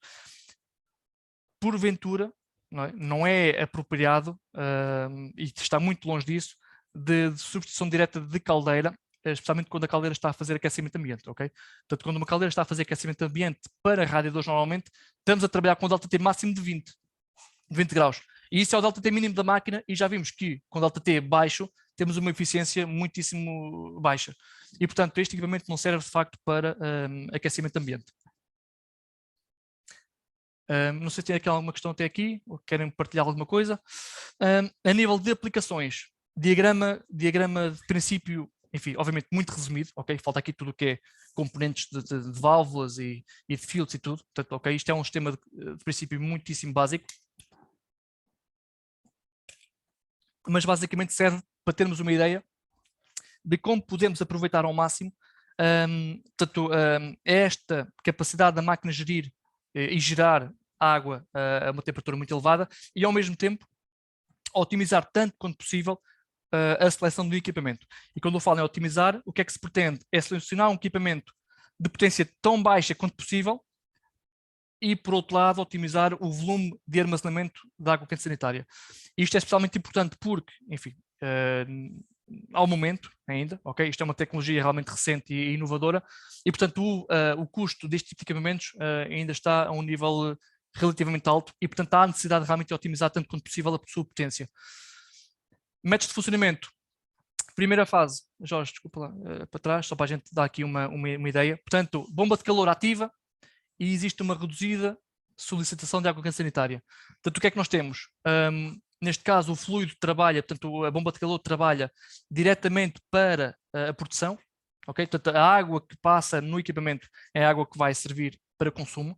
E, portanto, temos aqui, neste exemplo, uma temperatura, ok? Uma temperatura de água máxima de 60 graus, mas neste caso podemos ter a temperatura de água entrar na máquina a 15, 20 graus. Está a fazer um salto térmico de 50, ok? Para 70 graus. E neste caso entra no último depósito, e reparem que aqui este depósito para consumo está a ser feito neste depósito aqui. Portanto, o primeiro depósito na saída da máquina é o depósito que vai ser usado para o encaminhamento de água quente para o sanitário. E, portanto, como há um baixo consumo, este caudal que passa aqui de água é muito superior ao caudal que sai para o sanitário. E, portanto, o que é que vai acontecer? A água vai fazer este circuito aqui. Vai carregar todos estes depósitos. Neste caso, está-se a usar 3 depósitos por uma razão muito simples. É de forma a garantir, uma vez mais, que a temperatura que entra na máquina é a temperatura mais baixa possível para conseguirmos ao máximo otimizar a sua eficiência. Okay? Portanto, nesta fase, existe um carregamento do volume de acumulação de água quente sanitária. Obviamente que pode haver, à mesma, uso de água quente. Okay? Portanto, neste caso, o caudal que sai da máquina é partilhado, parte vai para a acumulação e outra parte, no fundo, pode ser utilizada pelo utilizador. Normalmente não está aqui especificado, mas há aqui um componente muito importante que eu tenho de falar, que é uma válvula termostática aqui. Okay? Estamos a falar de temperaturas muitíssimo elevadas na acumulação e, portanto, é de todo recomendável haver uma válvula termostática de forma a haver uma mistura entre a água de rede ou a água de retorno e o anel para consumo, como segurança. Não é? Portanto, temos de baixar aqui a temperatura dos 70, 80 ou 90 graus para 45, 50, o que for. Próximo passo. Bomba de calor off, ok? Portanto, o que aconteceu no último passo? Portanto, no último cenário, no primeiro cenário, a bomba de calor parou quando todo o volume de água está quente, ok? Portanto, aqui atingimos a sonda de temperatura que está aqui à volta dos 55 graus, a bomba para, porque a água já vai entrar no chiller a uma temperatura muito alta. Portanto, a bomba parou, próximo passo, o que é que temos? Uma reduzida solicitação de água quente sanitária. A bomba está parada, de onde é que vem esta água quente sanitária para o uso? Vem precisamente do volume de acumulação. Portanto, a água vem da rede, entra nos depósitos e é utilizada para o sanitário. Terceiro estágio, ok? Elevada solicitação de água quente sanitária. Aí o que é que acontece? O volume dos depósitos, o depósito já não está 100% carregado, porque já foi usado no estágio anterior, e portanto, neste caso, a bomba entra em funcionamento. No entanto, como é a altura de pico de consumo, o que acontece? Otimizamos ao máximo a potência da bomba de calor. E, portanto, a bomba de calor não tem capacidade para produzir instantaneamente o pico de solicitação de água quente sanitária.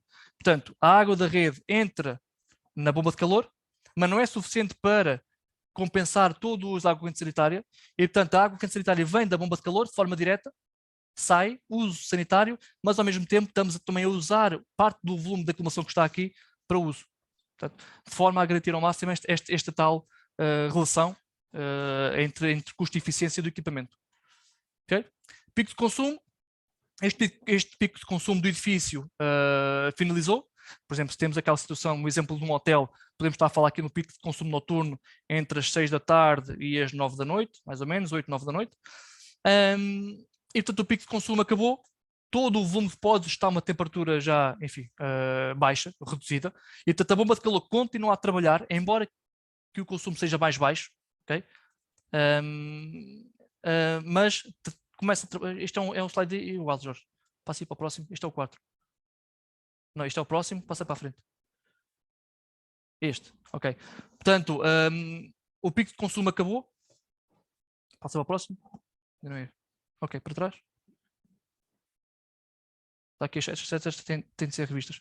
Ok, o pico de consumo acabou e a água no fundo a bomba de calor começa a carregar. Portanto, esta seta aqui está errada. Portanto, no fundo há pouca utilização de água quente sanitária, ok?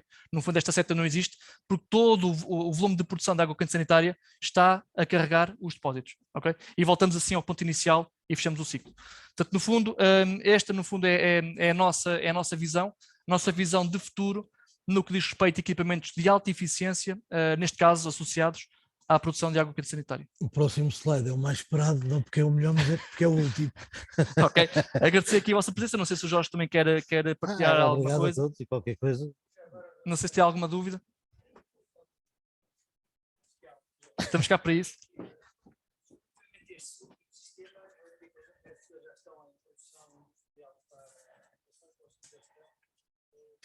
Ok, sim. Sim, essa realmente é excepcional essa pergunta, ok? Os cálculos que nós fazemos e o que nós temos aplicado são, para vocês terem uma ideia, de consumo, em consumos diários de água quente a partir dos 2, 3 mil litros por dia. Portanto, já é consumidores, enfim, sim, portanto, hotéis, lavanderias, grandes lavanderias. Okay.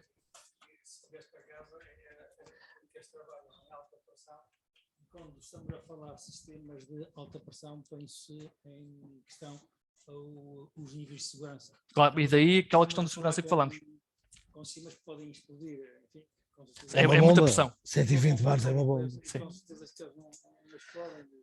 Não, sim, e já vimos Isto a tinha nível uma de segurança. vantagem no mercado, começava a obrigar a instaladores certificados, a soldaduras especificadas, os outros podiam. E quando instalá-los em instalações com normas de segurança para Sim. sistemas de Apertadas. automação. Enfim, há aqui uma vantagem a nível de segurança. Ao contrário do que acontece com os novos fluidos que têm aparecido, o R32, o R12340ZE, onde são realmente fluidos, enfim, inflamáveis, não é? Obviamente têm uma baixa inflamabilidade, mas são fluidos inflamáveis. O azoto, portanto, o CO2 não é. Portanto, a esse nível estamos salvaguardados, não é inflamável. Obviamente que trabalhamos com pressões muito grandes e daí todo aquele nível de segurança que nós falamos, de forma a garantir realmente, ou minimizar ao máximo, a possibilidade de ocorrência de acidentes. Não é? No ar-condicionado vai encarecer porque vai obrigar tubo inox ao cobre de alta espessura, porque já há fabricantes a fazer essas Enfim, tentativas. Que só dá- Não é realmente de todo para uso doméstico. Não de custo inicial, mas o custo durante o período de vida. O retorno, digamos. Obviamente, e hoje as questões energéticas, e depois vai ser uma das minhas questões, as questões energéticas e o preço da energia a subir, cada vez mais vai ser crítico a potência absorvida e, portanto, o custo de funcionamento deste equipamento. Estes dois exemplos que vos trouxemos aqui foi precisamente o nosso contributo, ou seja, temos por um lado chillers de muito alta eficiência com o uso dos compressores de levitação magnética e por outro lado estas bombas de CO2 a trabalhar em regime transcrítico, obviamente para já ainda associado só a grandes consumidores de água quente, mas no fundo são dois exemplos típicos de grandes consumos, tipicamente associados a edifícios com grandes consumos energéticos, mas que estas tecnologias permitem reduzir de forma brutal esse consumo, não é? E ajudar aos tais edifícios NZEB, não é? Que também têm vindo a ser falados cada vez mais, a consumir edifícios com consumos residuais de energia, praticamente neutros, não é? E no fundo estas tecnologias vêm ajudar precisamente esses edifícios. Eu ia já a essa questão, mas primeiro ia àquela fase, à primeira apresentação, em que tocava aqueles três timings críticos do processo. Do projeto, lá. O projeto, podemos ter um belíssimo projeto se tivermos uma má instalação fora do projeto. Completamente. Portanto, temos que ter um bom projeto, uma boa instalação e uma boa manutenção. E é se quisermos ter bons equipamentos ou equipamentos a funcionar durante um longo período de vida. E, portanto, dá a sensação que, a nível de projeto, estamos na casa da engenharia, há que, obviamente, exigir que o projeto seja cada vez mais Respeitado. Que, obviamente, o dono de obra, seja o que o dono quer galinha gorda por pouquinho, desculpem, obviamente quer, com certeza, o mais baixo preço para um melhor equipamento. E acho que os técnicos, os engenheiros, têm que, ao longo da minha vida profissional, que muitas vezes confrontava com essa realidade, têm que, frontalmente e com os cálculos que demonstrar ao cliente, pois se quer gastar pouco, às tantas vai gastar pouco durante muitas vezes. Claro. Se quiser gastar mais, às tantas, é como dizia o taxista, eu prefiro comprar um bicicleta. Pago muito no início, mas faz 1 milhão de quilómetros. Agora já não sei, agora realmente atualmente. Mas, portanto, é o carro por quilómetro mais barato que eu posso comprar. Sim. E, portanto, enfim, depois, obviamente, ao nível da instalação, temos que cada vez mais ter. Eu acho que hoje em dia os nossos instaladores já têm muita formação. As empresas, as vossas e as outras, têm vindo a apostar muito na formação porque eram assediados com queixas e a culpa não era dos equipamentos, estão mal instalados. Mas ainda vamos apanhando exemplos daqueles, acreditem que. Mas às vezes as fotografias são os clientes depois. Sim, sim. Aquele cliente que tapou Atenção, Sim. isto é muito agradável também para os fabricantes e para as marcas, porque em toda uma instalação A única marca que está visível é a qual? É a do equipamento. E, portanto, realmente para as marcas temos de cada vez mais cuidado desse nível, porque realmente é a nossa marca que lá está e reflete o trabalho, obviamente, do equipamento, mas também da instalação. Não? Eu acho que aí, nos últimos anos, temos vindo a ganhar muito. As empresas, as marcas, não só as marcas, mesmo as empresas instaladoras têm vindo a apostar muito em informação. Hoje, por exemplo, eu tive uma avaria no carro e veio um mecânico de computador, um gajo altamente formado, sinceramente. É com o ouvido, não é? Eu fiquei com a inveja e disse, eu gostava de ser mecânico. É fácil.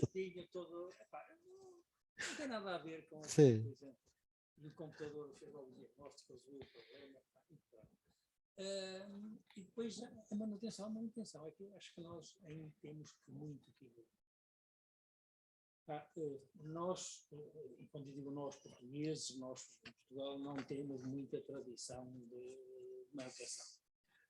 Compramos os equipamentos, instalamos o equipamento, e era o pior, e depois se zero, acho que tem que funcionar por toda a vida. Quando avariam, então é que a gente enfim, recorre e dizemos mal quem instalou, ou até quem projeta. Portanto, nós aí, e acho que a engenharia aí teremos que cada vez mais apostar em sistemas ou em processos de manutenção e, portanto, não só preventiva, mas...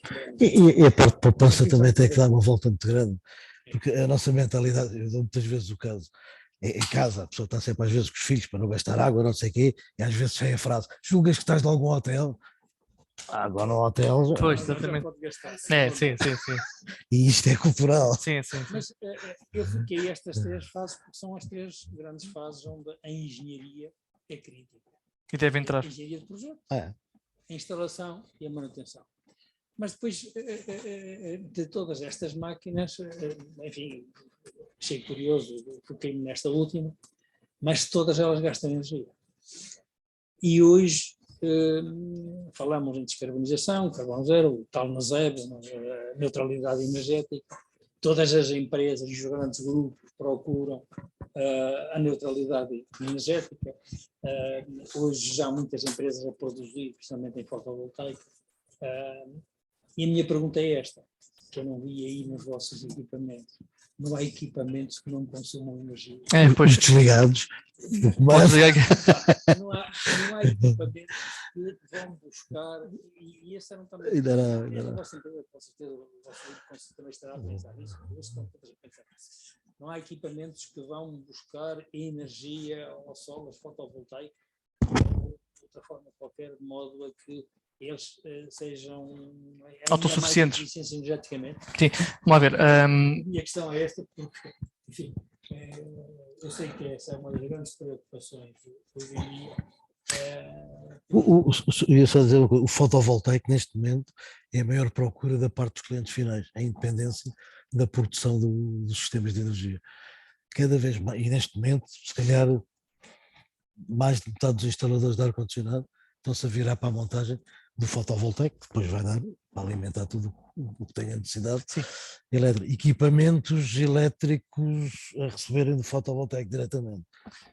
Até porque eu acho que, há umas honestamente... coisitas a ser desenvolvidas. Não sei se é diretamente, mas aquilo que eu... Vamos lá, os vossos equipamentos, todos estes equipamentos, são excelentes acumuladores, acumulam energia. As máquinas, os cilindros, eu chamo de cilindros, enfim. Os depósitos, sim. Os depósitos, é isso mesmo. Os acumuladores são acumuladores de energia, consomem água quente. Eu, por acaso, na minha casa já tinha um sistema que faz diretamente, o sol aquece diretamente a água e tenho lá um grande acumulador. Tenho, os são frequentes. E a minha questão é essa, nós, obviamente, se apaga o quente sanitário, mas estamos a falar hoje. Agora do verão foi um arrefecimento. Sim, então, mas permite-me também aqui partilhar aqui um pouco daquilo que eu acho que vai ser também parte do futuro. Nós temos uma gama de equipamentos, ok? Temos uma gama de equipamentos que permite receber sinal de uma energia fotovoltaica ou eólica, enfim, uma energia elétrica gratuita que está disponível em determinada rede. Por exemplo, as bombas de calor que nós temos da aerotermia, muito focalizadas para a habitação, ok, uso doméstico, permite receber um sinal, portanto o ESG Ready, não sei se já ouviram falar, ok, que é Smart Grid, quer dizer que o equipamento está preparado para redes inteligentes de energia, e portanto o equipamento pode receber este sinal e analisar, ok, eu tenho uma rede energética gratuita que posso utilizar. O próprio equipamento, o nosso equipamento recebe esse sinal e altera o seu modo de funcionamento de forma a permitir armazenar tanto quanto possível a energia. Os equipamentos que nós temos para uso doméstico, neste caso, ao receber esse sinal, vai armazenar tanto quanto possível a energia em forma de calor para uso sanitário, ok? Todos os nossos equipamentos já fazem isso. Relativamente àquela situação de uma determinada energia gratuita, renovável, a acionar diretamente um chiller, uma bomba de calor, honestamente, eu não tenho tanta essa visão, porque acho que pelo mesmo custo, ou se calhar um custo até inferior, temos essa energia a ser produzida para uma casa ou para um edifício. E, inerentemente, ao ser produzida para um edifício, se necessário, pode ser encaminhada para uma bomba de calor. E ao contrário que, se nós tivermos essa energia a ser canalizada apenas para a bomba de calor, quando a bomba de calor está parada, ou quando existe mais produção energética do que a da bomba de calor está a consumir, aí vai-se desperdiçar. E enquanto estiver a ser utilizada para um edifício global, aí sim, eu acho que vai ser aproveitada de forma mais rentável. E, portanto, eu acho que o futuro não está na produção energética para determinado equipamento, mas sim para uma rede energética global. Acho que o futuro vai ser aí. Okay. O norte da Europa já está um bocadinho. O norte da Europa já está assim. Okay? E daí, realmente, os nossos equipamentos permitirem receber esse tal sinal de uma rede inteligente. Okay. Aliás, e saiu agora uma declaração sobre isso.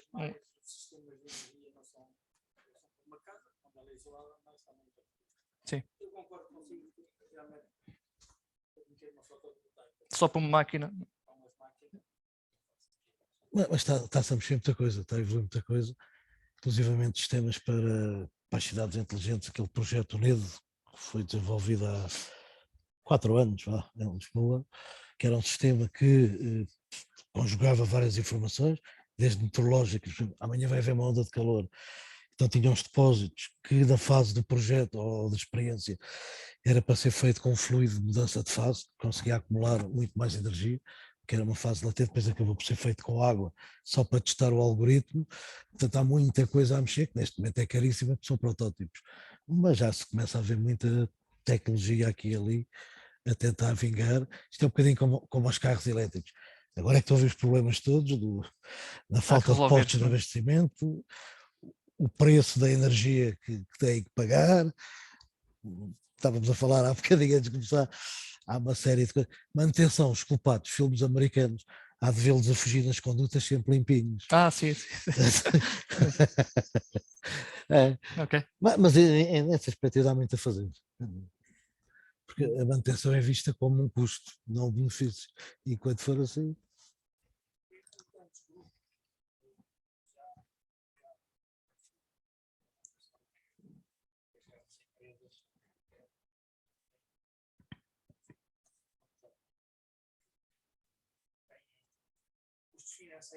Sim, já está máquina.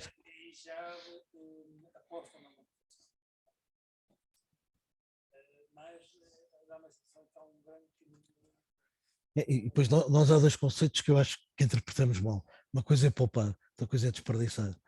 E devíamos começar a acabar com o desperdício. Mas às vezes é poupar, porque poupar é fácil, é desligar as coisas, é começar a cortar. Não tem nada que saber.